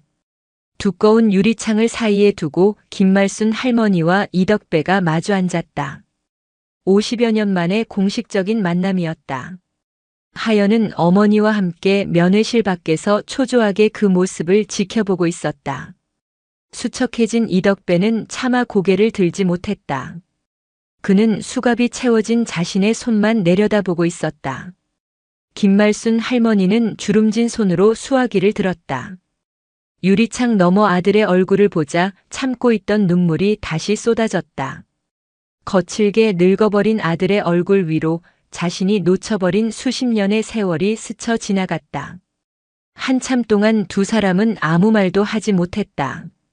그저 서로의 존재를 확인하며 소리 없이 눈물만 흘렸다. 먼저 침묵을 깬 것은 이덕배였다. 그의 첫마디는 원망이나 질문이 아니었다.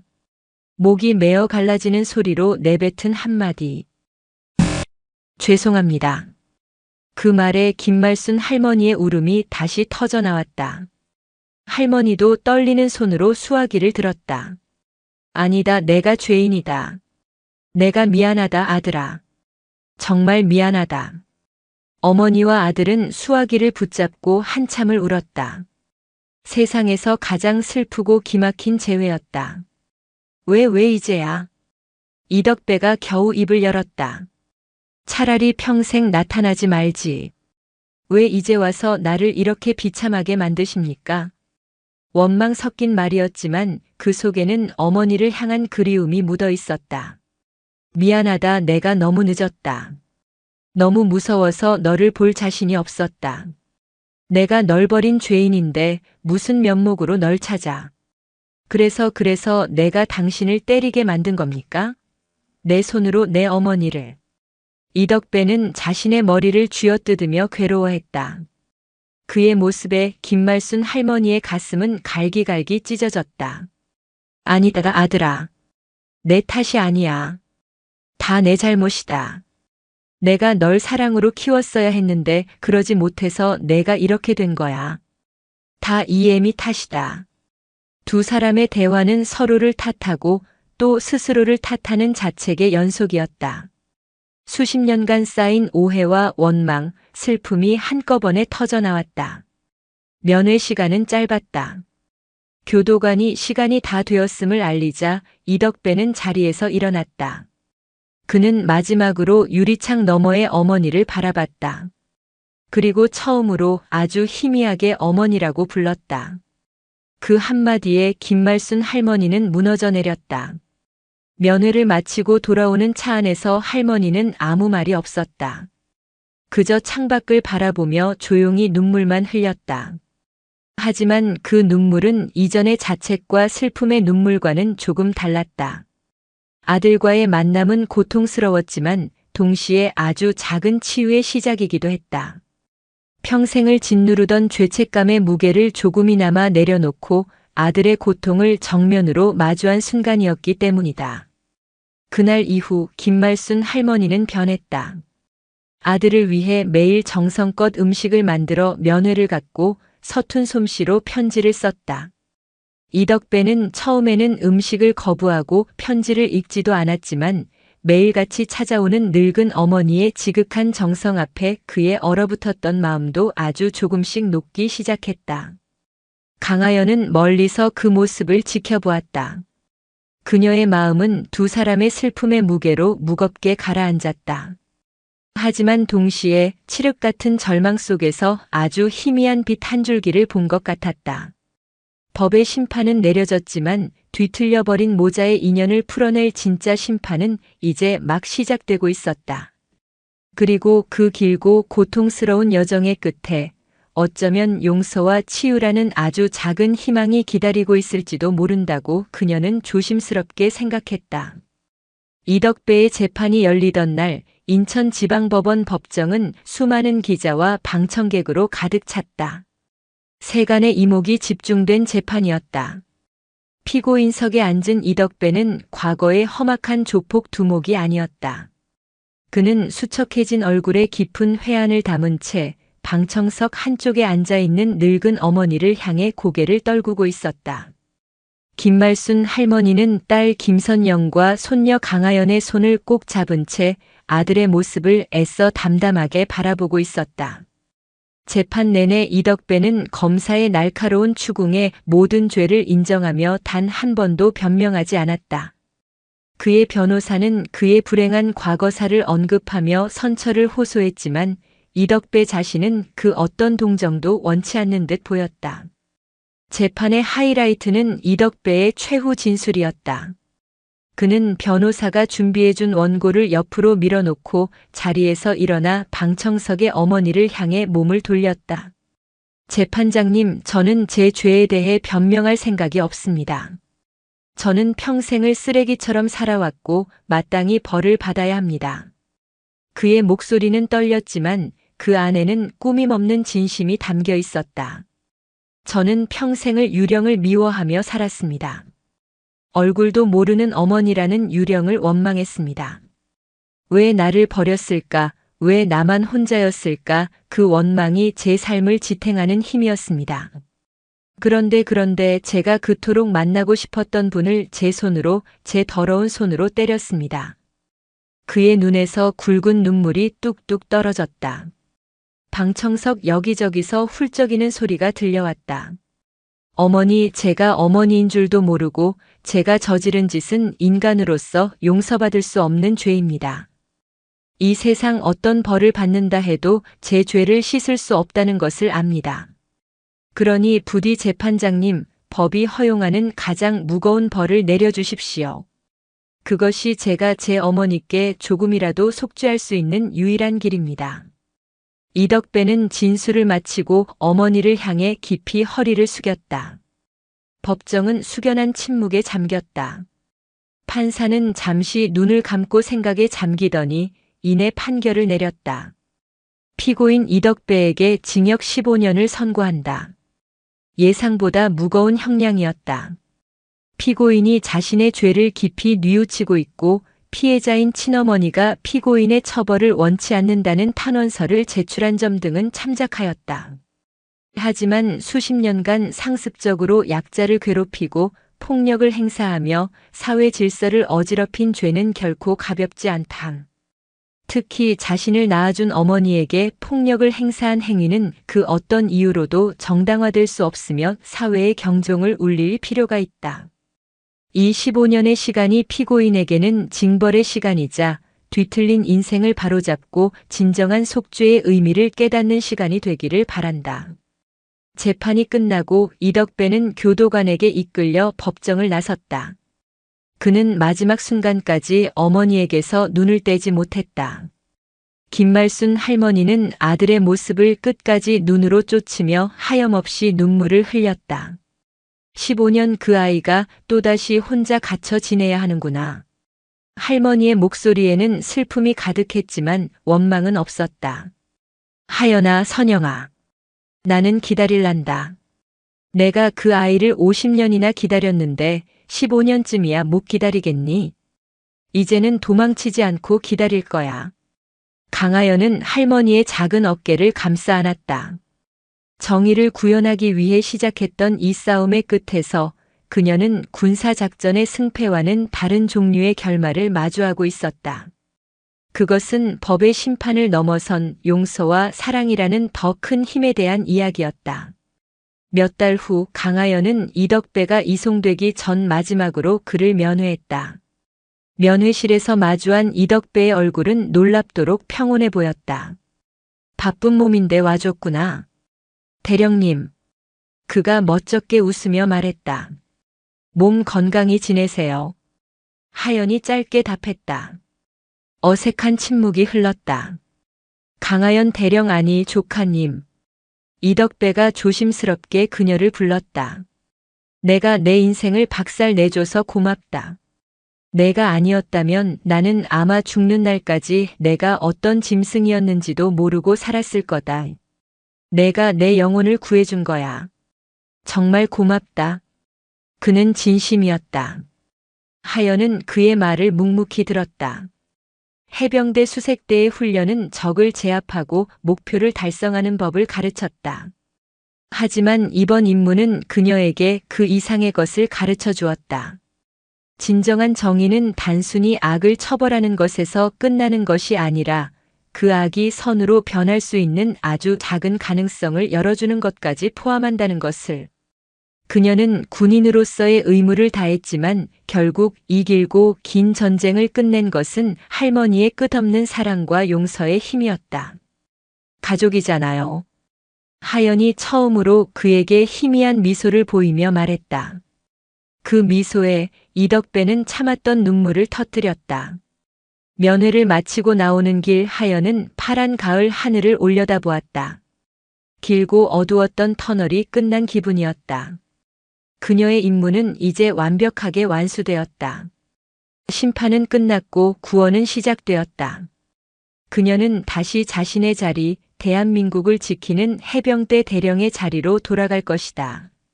하지만 이제 그녀의 가슴에는 차가운 강철뿐만 아니라 인간의 상처를 보듬을 수 있는 따뜻한 마음도 함께 자리 잡고 있었다. 그것이 이 잔혹했던 전쟁이 그녀에게 남긴 가장 큰 훈장이었다.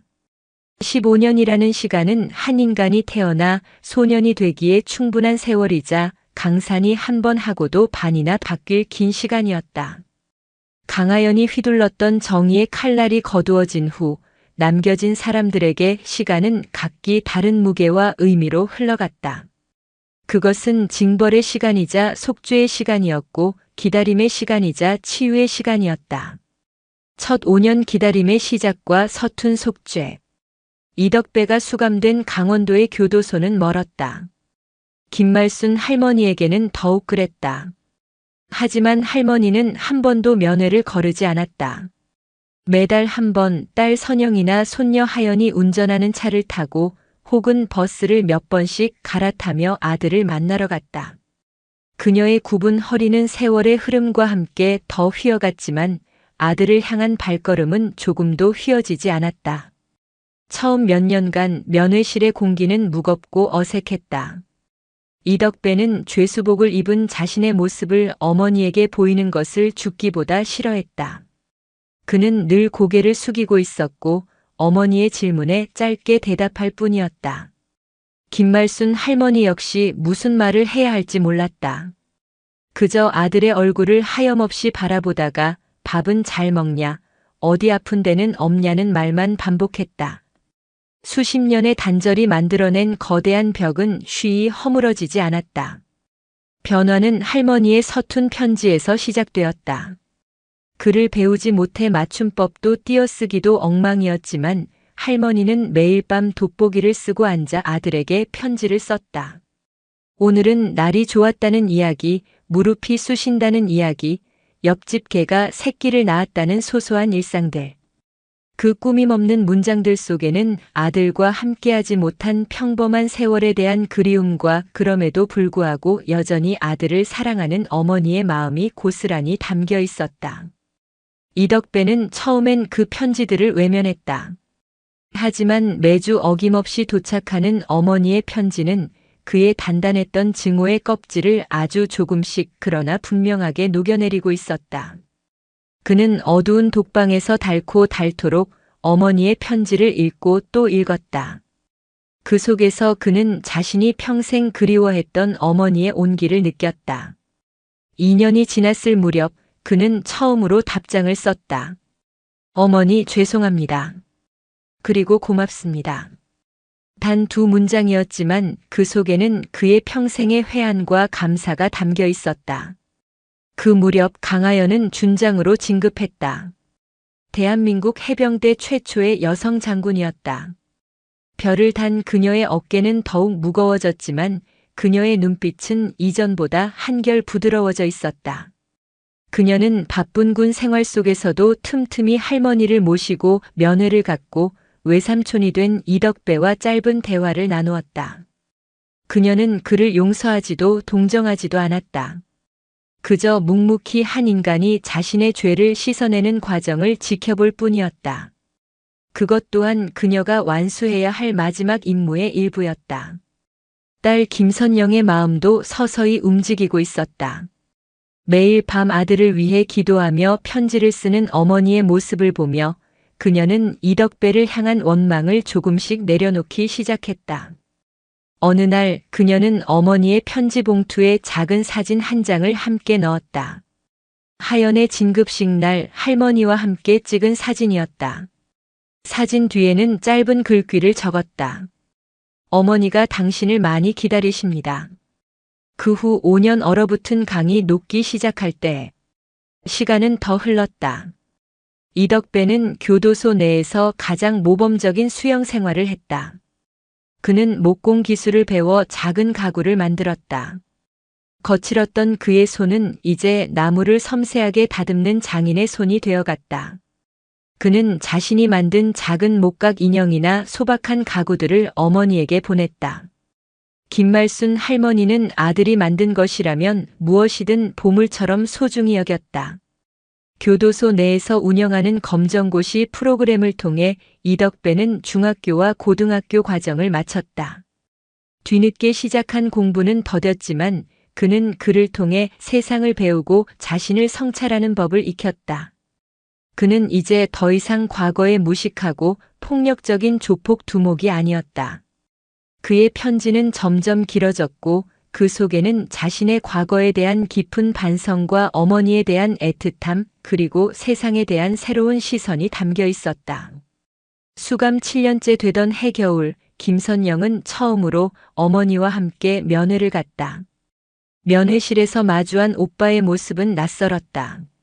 세월의 풍파를 정통으로 맞은 그의 얼굴에는 깊은 주름이 새겨져 있었지만 과거의 흉포함은 사라지고 그 자리에 깊은 슬픔과 평온함이 자리 잡고 있었다. 와주셨네요. 이덕배가 여동생을 보고 멋쩍게 웃으며 말했다. 오빠. 김선영이 힘겹게 입을 열었다. 그녀가 처음으로 그를 오빠라고 부른 순간이었다. 그 한마디에 이덕배의 눈시울이 붉어졌다. 그날 세 사람은 많은 대화를 나누지 않았다. 하지만 그 침묵 속에서 수십 년간 얼어붙어 있던 가족의 강이 비로소 녹기 시작하고 있음을 느낄 수 있었다. 강하연은 그 사이 소장으로 진급하여 해병대 사단장이 되었다. 수많은 부하 장병들을 지휘하는 그녀는 강인한 리더였지만 동시에 장병들의 아픔을 보듬을 줄 아는 따뜻한 지휘관으로 존경받았다. 가끔 부대에서 길을 잃고 방황하는 어린 병사들을 마주할 때면 그녀는 외삼촌 이덕배를 떠올렸다. 만약 누군가 아주 오래전 길을 잃었던 그 소년의 손을 한 번만 따뜻하게 잡아주었더라면 그들의 가족사는 달라지지 않았을까. 그녀는 정의란 단순히 잘못을 처벌하는 것을 넘어 한 사람이 다시 일어설 수 있도록 기회를 주고 손을 내미는 것이라는 사실을 가슴 깊이 깨닫고 있었다. 마지막 5년 희망을 향한 마지막 걸음. 시간은 속절없이 흘러 김말순 할머니는 90을 훌쩍 넘겼다. 이제 할머니는 혼자의 힘으로는 거동이 불편해 휠체어에 의지해야 했다. 가족들의 가장 큰 걱정은 할머니가 아들의 출소를 보지 못하는 것이었다. 할머니의 시간은 얼마 남지 않은 듯 보였다. 덕배 내 아들 나오는 거 보고 가야 할 텐데. 할머니는 잠꼬대처럼 그 말을 되뇌었다. 그 소식을 전해 들은 이덕배는 교도소 안에서 밤새워 울었다. 자신 때문에 평생을 고통 속에서 살아온 어머니.